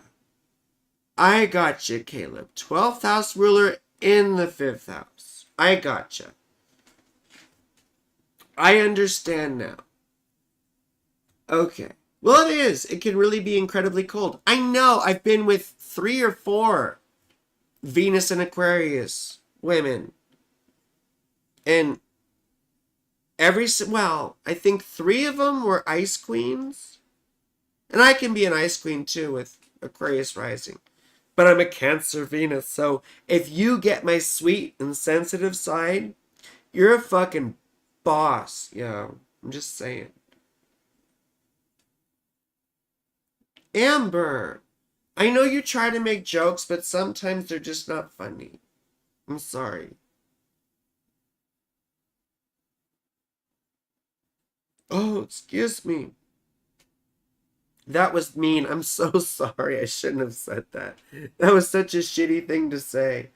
Oh my God. I'm so sorry. But anyway, Caleb, 12th house ruler in the 5th house. I can see that. What else did they say? Oh yeah, Venus and Aquarius. And you have Venus conjunct Mars. That does give sort of a balance of gender qualities, right? It tends to make us, if you're AMAB, it tends to make you a little bit more effeminate. And if you're AFAB, it tends to make you a little more masculine, You're an ice queen with the glacial stability of a Greenland shelf. Oh my gosh. Yeah, well, you know me. I'm so in fucking love right now, it's ridiculous. And I'm not an ice queen for this person. Yes, I am not an ice queen there. I had a bunch of other people call me an ice queen because I'm like, yes, we're done here. You go. Bye. Bye-bye. Bye-bye. Go. And this other person, I'm like, don't go. Please don't go. Stay here. Stay overnight. Please. Stay overnight, like multiple nights. Okay. Anyway, I gotta keep going. I gotta finish people's charts. I'm gonna get through all these. I'm gonna get through all these. So timing stuff. I talked about Saturn. It's a sense of loss, yo. Like we have to cope with loss until 2026. Mostly it's financial shit. Like having to pay things off. But it can be losing someone. And I'm not trying to be morbid. But also all this AFAB, AMAB shit, babe. Haha, no ice queen anywhere in my experience. No, not in you. What about intersex folks? That's a good question, Daddy. And I'm not trying to be binary or anything. It's just sort of how the astrology sort of works. And yes, there are intersex folks. Of course there are, Daddy. Of course. Of course there are intersex folks. And typically they're represented by Mercury. And non-binary people are represented by Mercury too. So, yes, my partner is correct. They are correct. They are definitely correct. And they are usually correct. And I like them being correct. It's enjoyable for me. Which Caleb knows that is a fucking wild thing. Because no one being correct is enjoyable to me. Except for this person. If I remember the big picture overview of my chart, it has been very, very, very, very slight astrological feminine lean. Well, you can look at Pisces is a feminine sign. Cancer's a feminine sign. Scorpio is. Capricorn is. But then you have a bit of Aquarius. 2 planets, significant planets there. And the moon. But yeah, the polarities come into the whole astrological symbolism. But that's why we have Mercury that represents the non-binary, and represents straddling the genders, and really is non-gendered and both gender. So, and I don't mean to be exclusive or offensive or anything like that. It's just the astrological symbolism. And things were represented a lot in polarities. And a lot of it has to do, ultimately, with light and dark. You see? Because astrology is about the alternation between light and dark over the course of a solar year. And light and dark are sort of a polarity. Thank you, Daddy. I appreciate it. Anyway. Well, Caleb, you're going to... Where am I? You've been having Mars and Venus going through your 7th house. So both of those returns. Typically, those strain relationships, or they make us start to really want them if we're not in them. You see? Your North Node in the 7th house also leans heavily towards relating to other people, quite frankly, and being in relationships with other people, learning how to relate to other people. The South Node in the first house,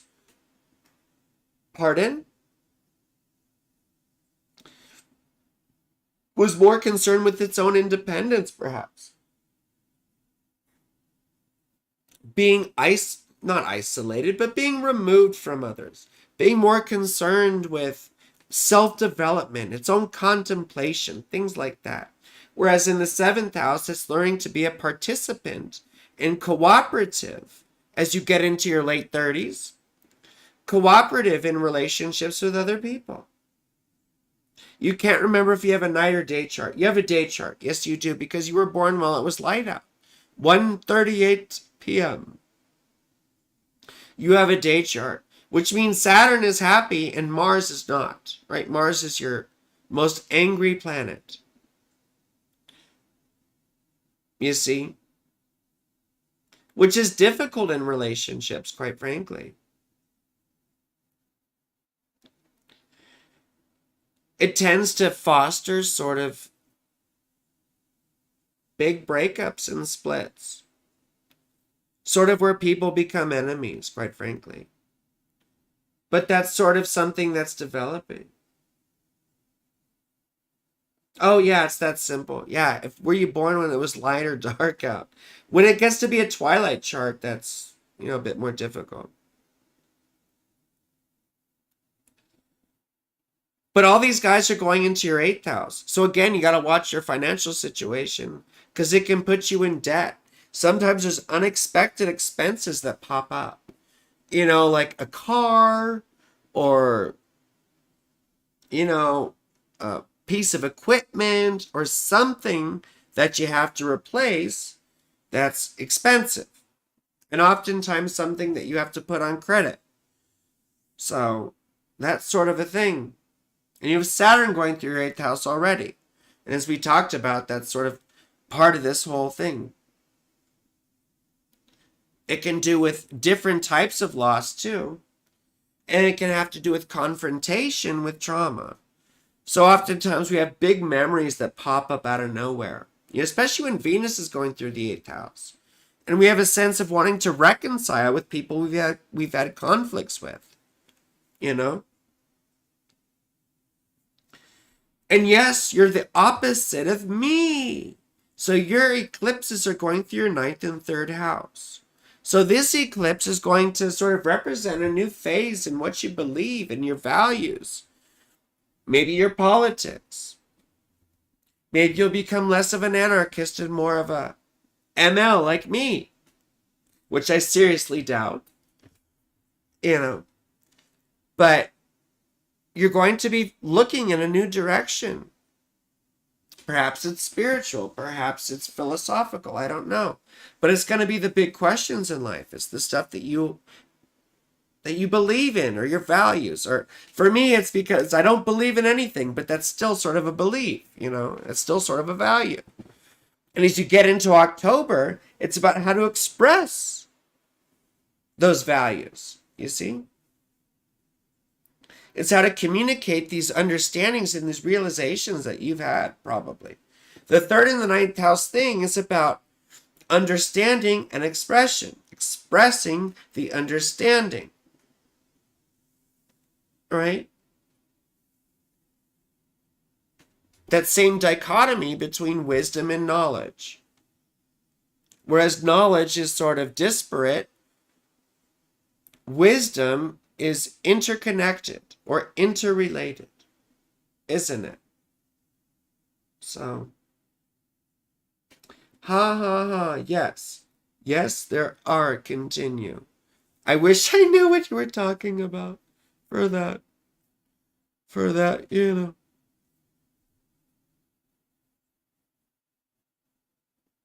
I should move on. Just want to make sure I'm not missing anything.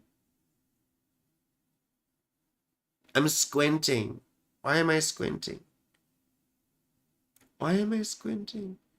I guess it's a wide orb, but you could call Pluto square Venus, which is also a very intense sort of very intense relationship type. And these people can get quite creepy. You know, it's like unrequited love sometimes, and pining over things and pining over people. You know, sweet sorrow, sweet sorrow, you know. Oh yeah, no, I'll move on, Caleb. I'll move on. I just want to make sure I didn't miss any big timing things. Anyway, all the Venus stuff in your 8th house, reconciliation. Okay, now who's next? Magsy, and then Traps. Magsy, Mugsy,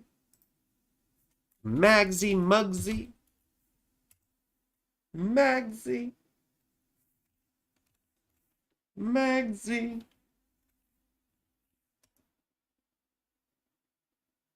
Oh. I swear I don't hear phone going off. Oh, no, it wasn't going off. I think the ringer was off. No, I haven't been able to see my phone. I know. And I probably need to. 1988.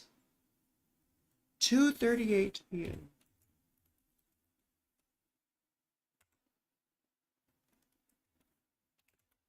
Belleville.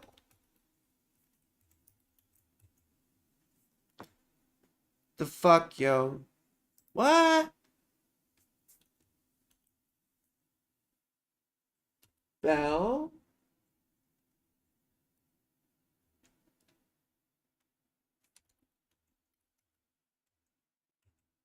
Oh, okay.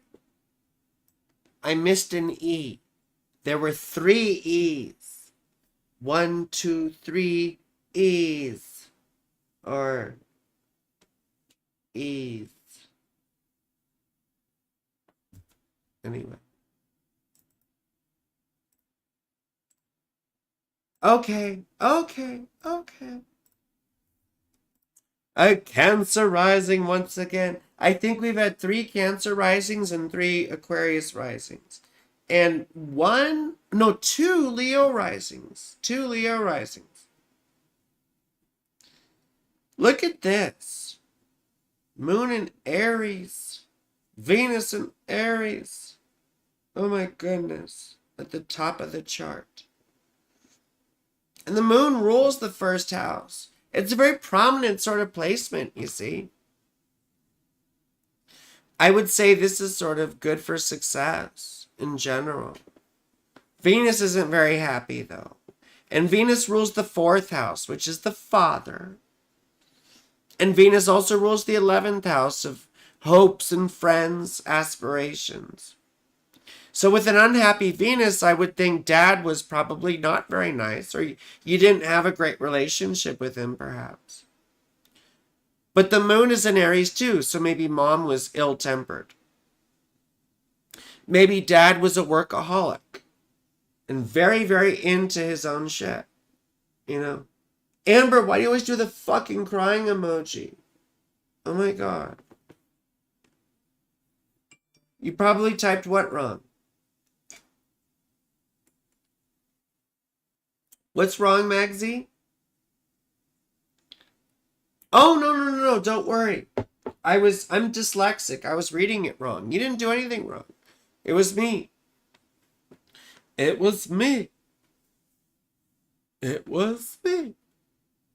So anyway, that's a very prominent placement for the first house ruler, which is very amazing.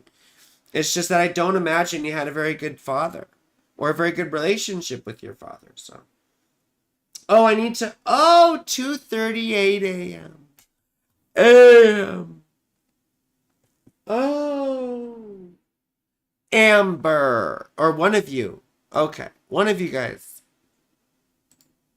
One of you guys beguiled me.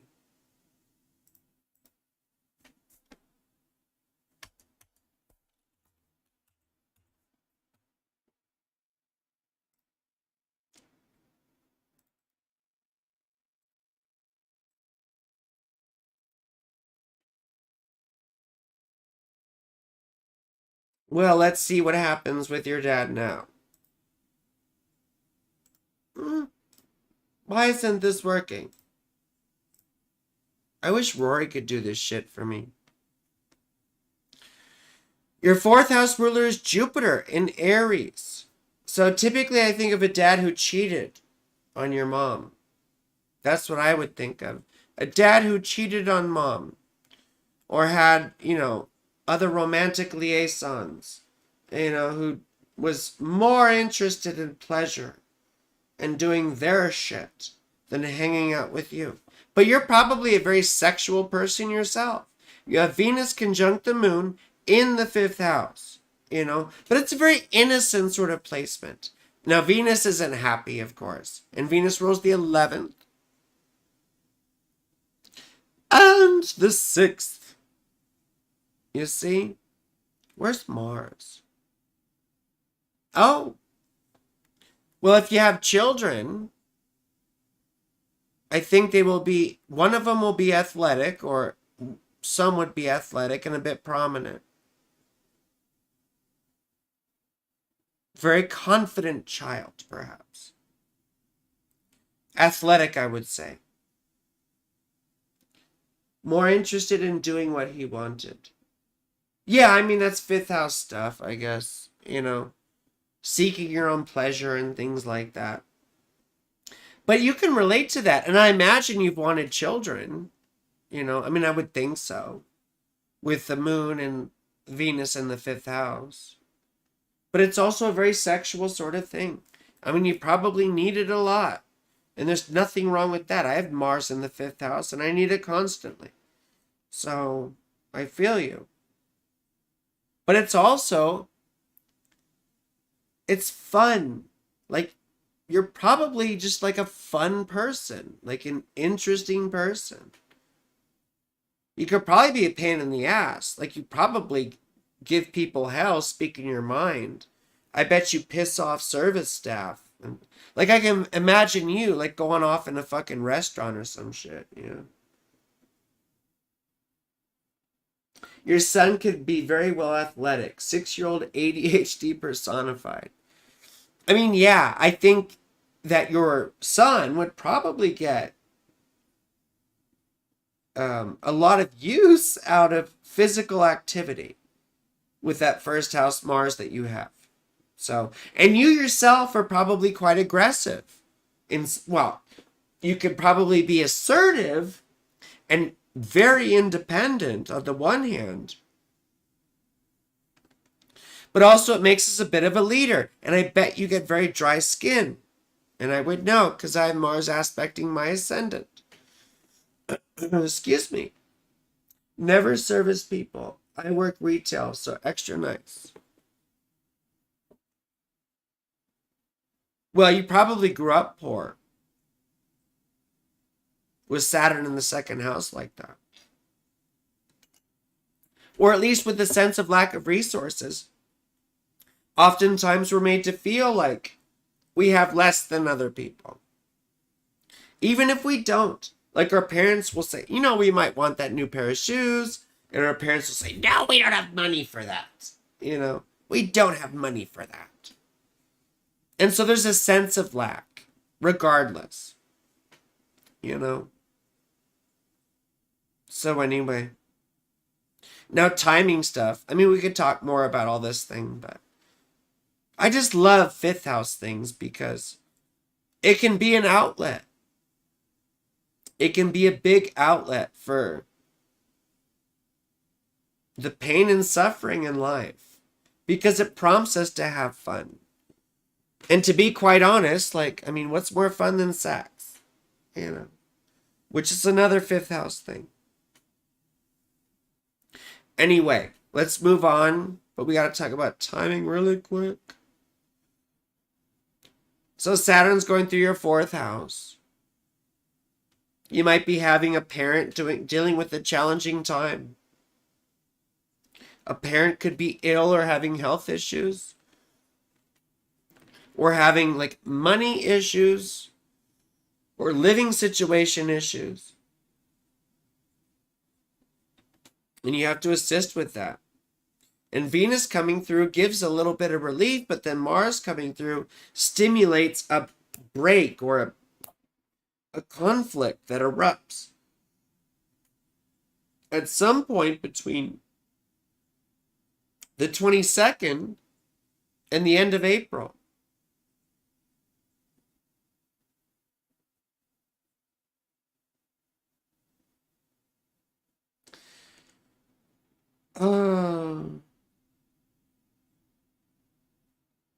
And Jupiter's going through, well, I better move on. Jupiter's going through your sixth house, which is good for starting to develop healthy routines. Nutrition, sleep, and all that stuff. Oh, you just retired. Well, this is the time to get your health and shit in order then. You know, when you can finally find a little bit of sanity after working the grind for so many goddamn years. Trap sauce mix. Trap sauce mix. Trap sauce mix. Next Monday you'll be on time. Well, I'll let you know, MZ. It's usually either Sunday, Monday, or Tuesday. And it's based on 3 different things. Number 1, when I can see my daddy. Number 2, what other work I have to do. And number 3, my sanity. So. Your dad retired, taking over your point. Yeah, so that's a big thing, isn't it? Trap. What's up, Trap?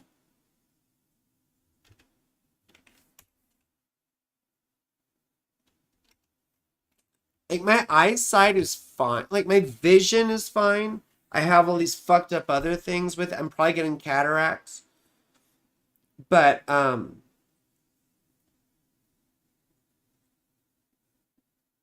it's just like, it's hard for me to focus. And I have all these different little messages from Amber. And I keep looking all around.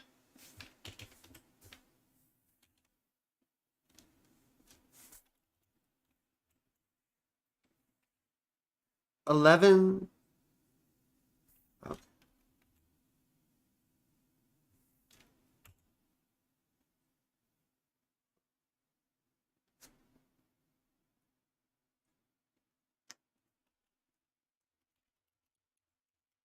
Oh, okay. Same state.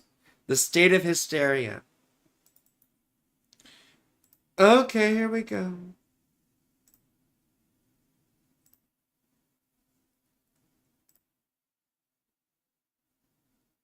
Okay. Oh, wait. There we go. Pisces rising, so Saturn's going through your first house, sweetheart. I love this. I love this. I love this. See, when I went through Saturn in my first house, I came out as trans. I started contemplating my own mortality. I got very accustomed with the sense of death and dying. I started to feel older. You know? We feel like we get deconstructed while Saturn goes through our first house. We face parts of ourselves that we avoided or didn't assimilate or didn't properly understand. We experience a sense of depth. We experience a sense of maturity. Oftentimes we lose weight. I had fucking six-pack abs when Saturn was in my first fucking house. You know? No, that's not right. What date did you put in? Oh, shit. I typed in 1922. Not 1992, I guess. I thought it was 19... What? How did it be 1922?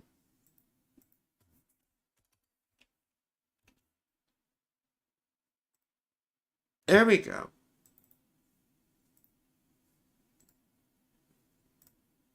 Oh, fuck. Another Aquarius rising? For real?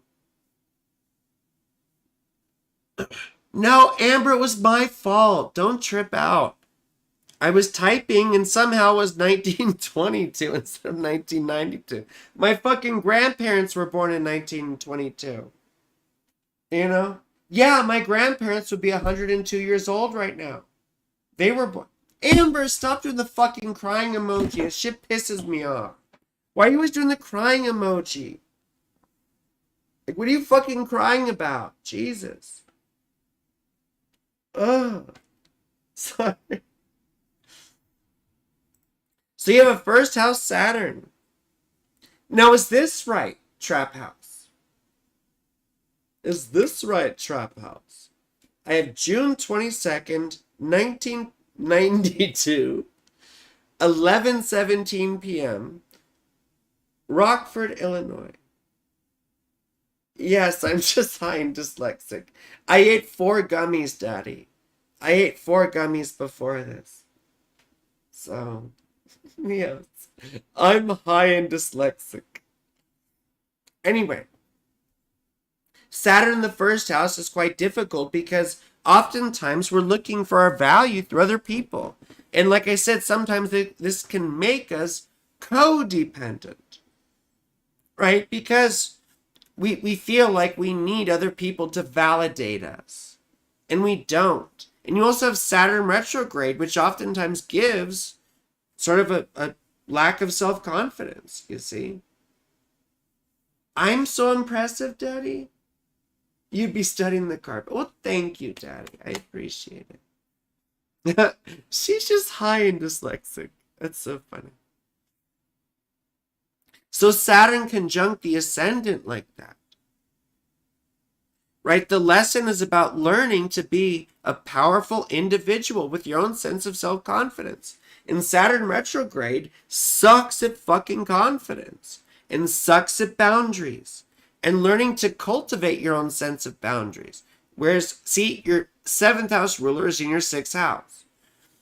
And I think of that as someone who's been divorced or treated shitty in relationships. And so there's a sense of needing stability in someone that you can count on, right? Now, on the one hand, Saturn in the 1st house gives a sense of codependence.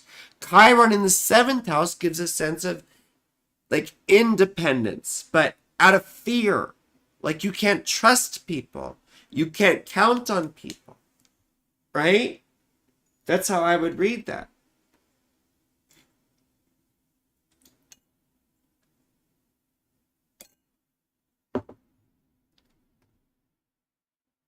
That's how I would read that. Now, you have the Sun conjunct Venus in the 6th house. You have a Black Moon Lilith. Black Moon Lilith conjunct Saturn. So is your Black Moon... Do you know where... I look at asteroid Lilith. I don't look at Black Moon Lilith.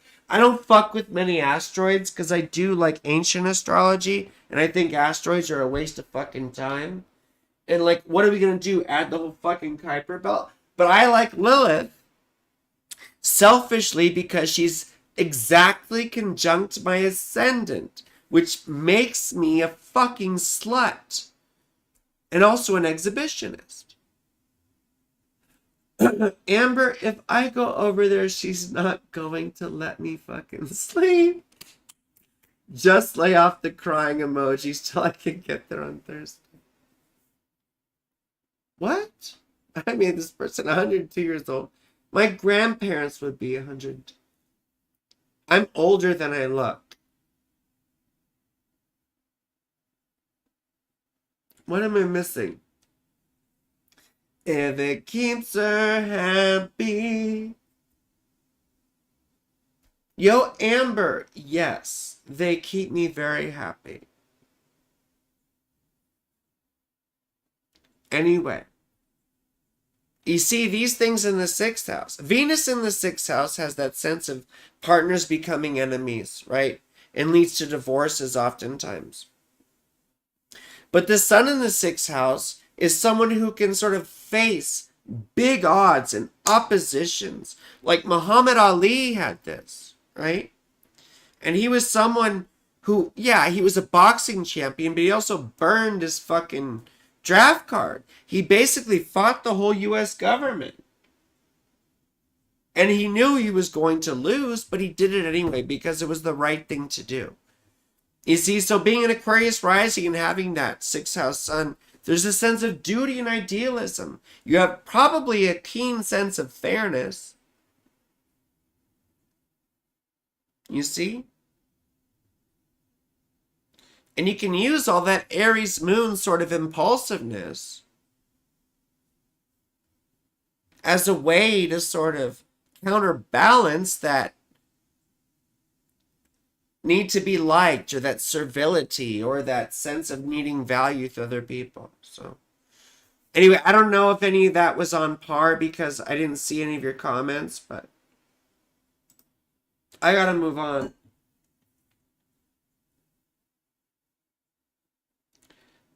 Okay, Carla. Carla from California. Carla from California. Carla. I don't know why I like that name. I just do. Carla. Oh, you just have a birthday too. You just had a birthday too. You just had a birthday too.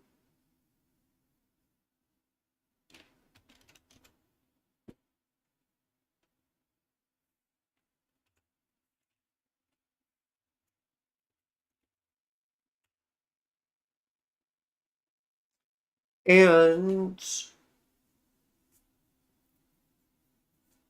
up.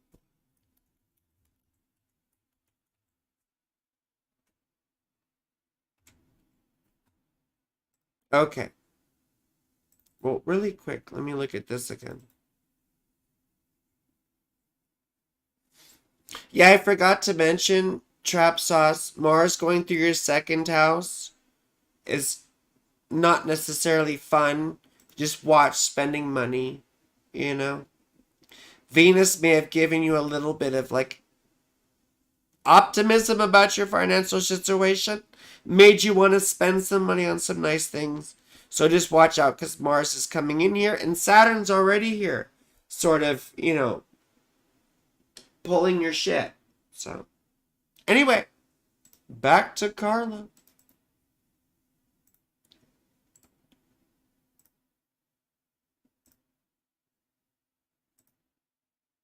Yes, Carla, I have March 14th, 98. 5:25 p.m. Oops.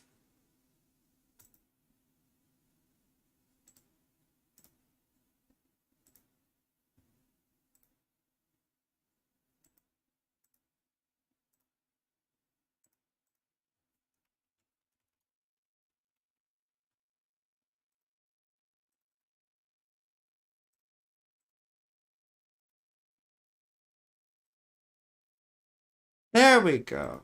Virgo rising. North Node in the first house, and Sun and Jupiter in the seventh house in Pisces. Jupiter, where he's very happy. Sun ruling the 12th house in the seventh house. So you see, when I see the Sun in the seventh house, I also think of that sort of thing with Saturn in the first house, where it makes us sort of dependent on other people, and dependent on other people for a sense of value and validation. It's not necessarily a bad thing, but we tend to be the assistant, right? We tend to be the people pleaser. And people pleasing is when we are afraid that other people are uncomfortable, right? We insert ourselves into situations because we're sensitive enough to people's moods and things like that, to where it makes us uncomfortable when they feel agitated to us. And then we insert ourselves into these situations in order to alleviate our own sense of discomfort, thinking that we're being altruistic. But it really is an exercise in selfishness, because you have to let people feel as they do. And you're not going to be met with any sort of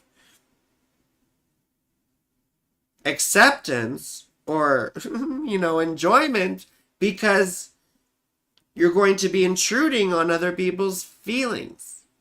So you're going to get resentful because they won't even appreciate it in the first place. You see? So, after you're quite young, you're quite young, at least compared to me. I'm 40. But you see, the North Node in the first house is about learning how to become an independent, confident, self-directed person. And this is sort of at odds with your default programming, which is about being subservient to other people, or learning to find your value through other people. You have to learn how to find it through yourself. And you have this whole fun little complex here in the 8th house.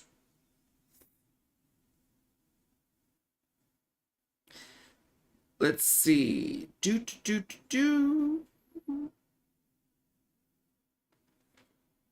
And Mars.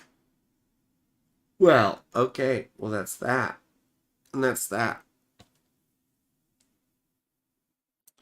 You're quite young, but I don't want to ask that question. That's too much. There are things that are tactful and things that are not tactful. Now, Moon in Libra. Yeah, you're coming to terms with this year. Well, yeah, you have Saturn going through your 7th house. You're 26 years old. Okay. Yeah, that's still quite young. You're still before your Saturn return, which is going to happen starting 2026. You see, Saturn in the 8th house has had to cope with loss. So I wonder if you have had to cope with death, right? The 5th house ruler is Saturn in the 8th house. When I see that, I think of miscarriages. And this is what I mean about being tactful. That's a very difficult thing to say. It's a very difficult thing to say. Miscarriages. And I'm not trying to be rude or anything like that, but I feel like it would be unethical if I didn't say that. I feel like it would be unethical if I didn't say that. So, and we use astrology to be prepared for whatever comes. We don't use it to be comfortable necessarily or to change our fate, but to be prepared for whatever comes. No, but your dad died when you were 21.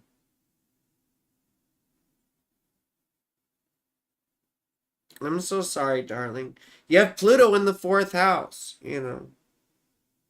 That's sort of indicative of that. But I'm very sorry. My dad died when I was 20, so I understand. I mean, we all have our different experiences, but I feel you. And Libra moon, your moon is like just a few degrees away from my moon. We have this sense of needing to be liked, right? I joke about Libra moon. I'm like, Libra moon is just fucking glorified bimbo culture. And I know, because I'm a fucking bimbo, yo. But we love our comforts. We love our nice things. We love attractive people. We love sex. We love to be sluts. I mean, some of us do. I know I do. But the big thing here is that when we feel uncomfortable, we equivocate. We don't take a position. We try to make multiple people happy. And it never works. We have to grab ourselves by the scruff of the neck and make fucking clear decisions. Pick a side.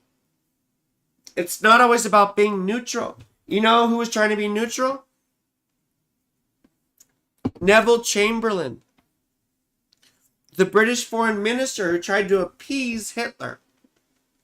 You see? Your girlfriend side-eyes me when you said, "We like you, be slut." Oh. Well, I mean, we like our pleasure. Moon and Libra. Oftentimes we like the butt, It's the moon, and it's Libra. Libra rules the butt.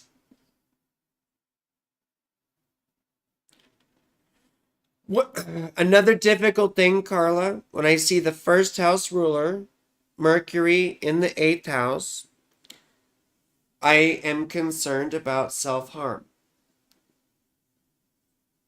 It could be in multiple ways, but self-harm and self-deprecation. So, and I mean, I always say that we have to learn to see our own value, because there are things we all do well. I know there are things you do well. And that's where we can get confidence and all that sort of thing from. And a sense of internal well-being or satisfaction, perhaps. Learning to be proud of yourself, which is what the 1st house North Node is begging you to do. So, do we have anyone else, Amber? Did we have anyone else, Amber? Oh, I should say quickly, the eclipses are going between your 2nd and 8th houses. So there's going to be big financial upheavals over this year, and you've probably already been feeling it since 2023, because we had the first eclipse in April of 2023 in your 8th house, that first solar eclipse of this cycle of Aries Libra, right? The nodes in Aries Libra. So you may have either gotten into a debt situation, a credit situation, someone may have died. You had to make a big expense, right? But then, in October, you could have seen some financial alleviation of last year. Now, the one coming up in April is going to be in your 8th house again. You see? So you have to be cautious about saving your funds. You can't go a little bad. You can't be spending willy-nilly. This is not a time, to make pleasure spending. Okay? For the next 6 months, you want to be a bit frugal and be careful because it'll be easy to get yourself in financial straits. But after October, I think that's going to be a bit of luck for you.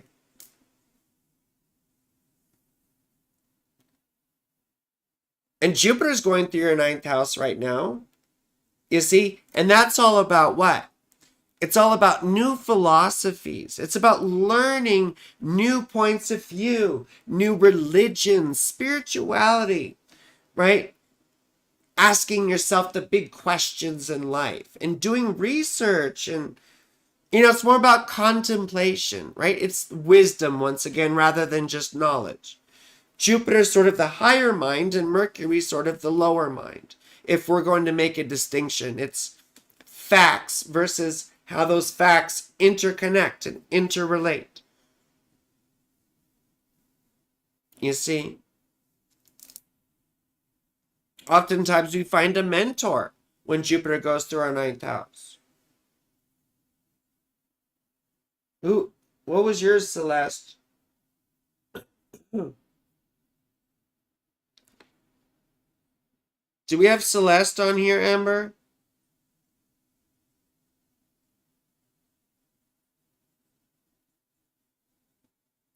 I don't see Celeste.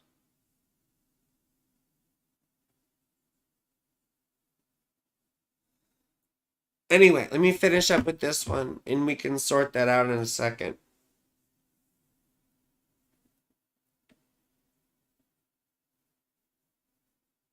Timing. That's what we were talking about. And Jupiter's about to go into your 10th house in May. You see? This is all about advancement and prominence in your career, perhaps. Well, it could be life direction in general. Oftentimes we spend this year, because Jupiter spends about a year in each sign. And so we spend this year when Jupiter goes through our 10th house, sort of building prominence, building a little bit of recognition, getting people to appreciate our effort and how we show up and everything. It's about luck and being prominent. It's where we sort of shine. It's a year where we can be on display. Now, Jupiter's not happy in Gemini, but it's still a very lucky place to have Jupiter, you see? And you're going to have Jupiter conjoin your midheaven at a certain point, next year. Or later this year, rather. Later this year.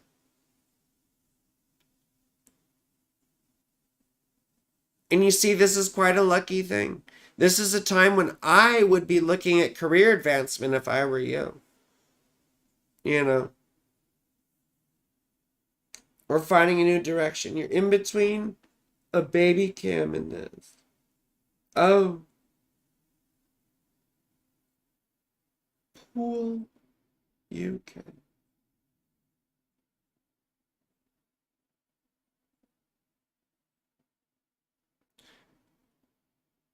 Ooh. Okay.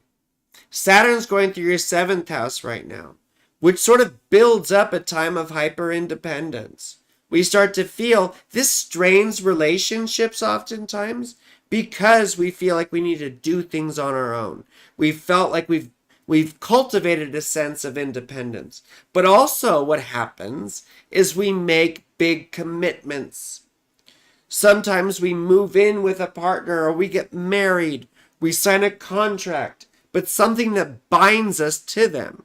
And it's not always pleasant, Sometimes we move in with the person, right? And then when Saturn goes into the 8th house, sometimes we share our money or finances with a partner. And that will be your Saturn return. So I don't know how all that was going to look for you, but it's quite interesting, isn't it? Excuse me. Now Mars going through your 7th house in a few days here until the end of April. You want to be careful with your current relationships if you're in one. Because we can say really nasty, harsh things that fester and sort of blow up into bigger things later that end up resulting you ultimately in a breakup. Not always, but oftentimes. We do break up with people or have conflicts with our partners while Mars transits the seventh house. Now, Venus is in the seventh house right now, so there's sort of that opposing energy going on of the conflict and the harmony. So it's a big back and forth. Magsy, wait, hold on. Is Magsy Celeste? Is Magsy Celeste? Now I'm fucking tripped, yo. Now I'm like,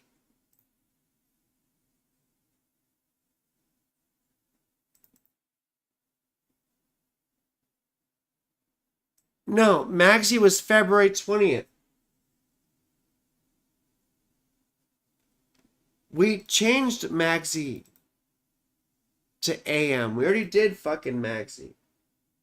Oh, so, okay. I see what you're doing. I was confused because there were multiple texts there. I'm sorry. I was confused. I was confused. Anyway. We should move on, though. But the timing is wild, you know? The timing is wild.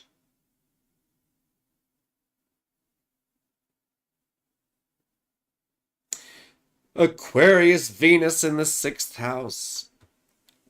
You'll probably be divorced at some point. I'm not going to put that on you, but that does often happen.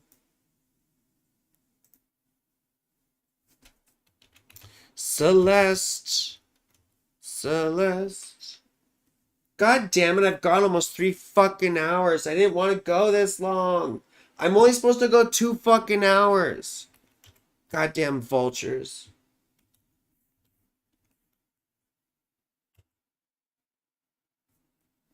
What time is this? 14. I'm not supposed to go this late.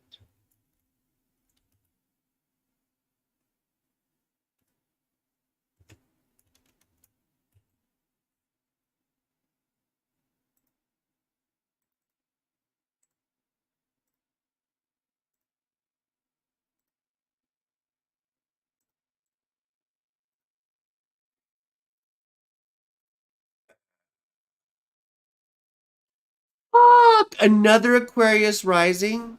Is this for real? This is like my night of Aquarius fucking risings, like fellow Aquarius rising.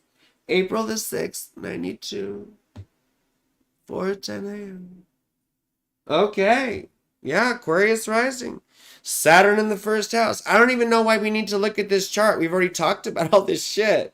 Saturn in the 1st house in Aquarius. Looking for our value through other people. Chiron in the 7th house. Not being able to trust people. You know. Well, you have Mars in Pisces. You're going to have your Mars return. When I see Mars in the 2nd house, I think of people who spend a little too much money. And Mars is about to go back into your 2nd house. So, you know. You better hide that fucking credit card, yo. You need to save right now. Because shit can happen. Shit can happen where you have to spend money and it won't be fun. You see? Venus rules your 4th. And your... I should know this because I'm Aquarius rising. Your 9th. Are you involved in academia or higher learning at all or anything? You wish you were a slut? We love and appreciate you and Amber. Thank you. So you think I'm being strung along by Kara? Yeah, I do. I do, Rory. Anyone who just calls me desperately by that, I would have cut him loose a long time ago. You know? I would have cut him loose a long time ago. But, that's just me. You have an interest, I think, in family history or genealogy.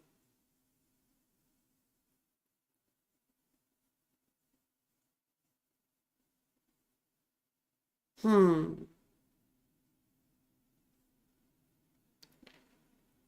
Moon in the fourth house. I mean, I typically think about that as people who are very connected to their past and they get a sense of security from family. You know, they oftentimes sort of close to the father, although the fourth house ruler is Venus. Now, Venus is happy in the fourth house. So typically, I would read that as usually good experience of dad. But I could be wrong. You have Pluto trine Venus, so.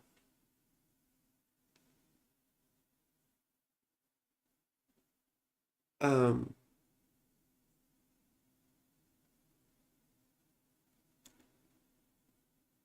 anyway, Saturn's going through your second house right now. This is a time where we feel like our finances are strained. We have to start to be real about our resources if we weren't before. Since you have Mars in the second house, I imagine you're pretty cavalier about your resources. Now, when Saturn is transiting there, we get faced with the hard reality. You know, with Venus exalted in the second house, you probably like really nice things. You know, so this is a time until 2026 when you have to learn to tighten your belt and be frugal. You see?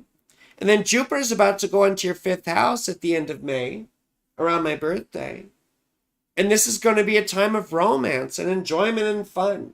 So hopefully you use this time. And if you have children, it's a time to to focus on your kids and have fun with them. And also,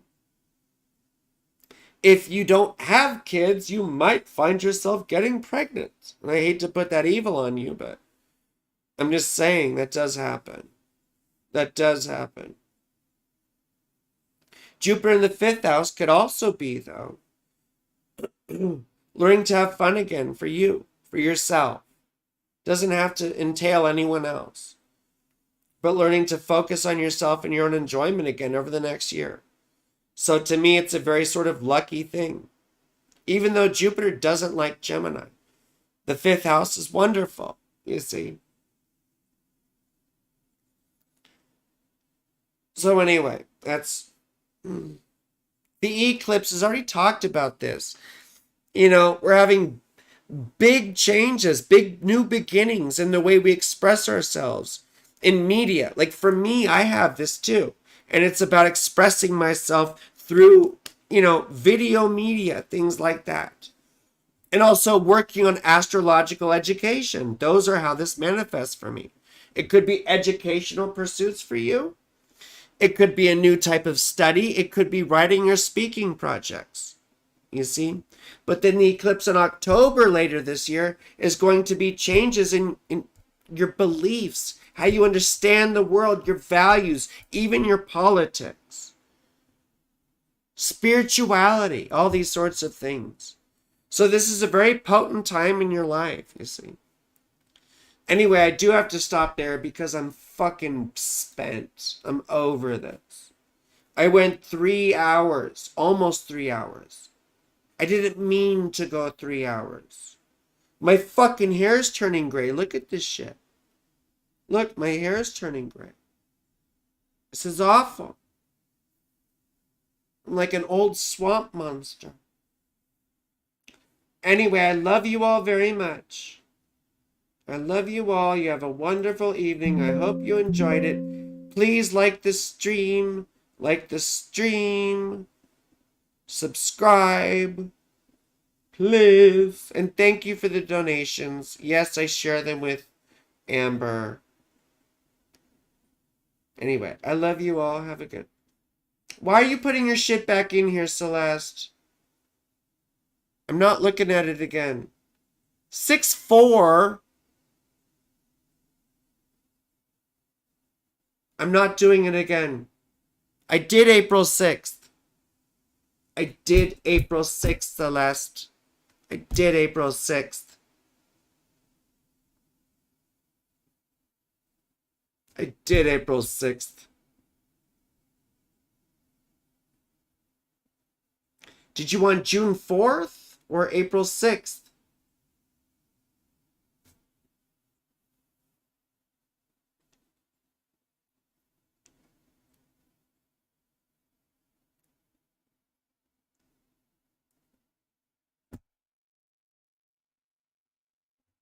I gotta go.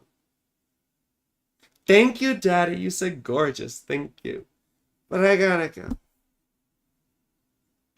No, I know you put April 6th, and so did I, Amber. I know you did. I know you did. I know you did. Yeah, Amber should do her own thing too.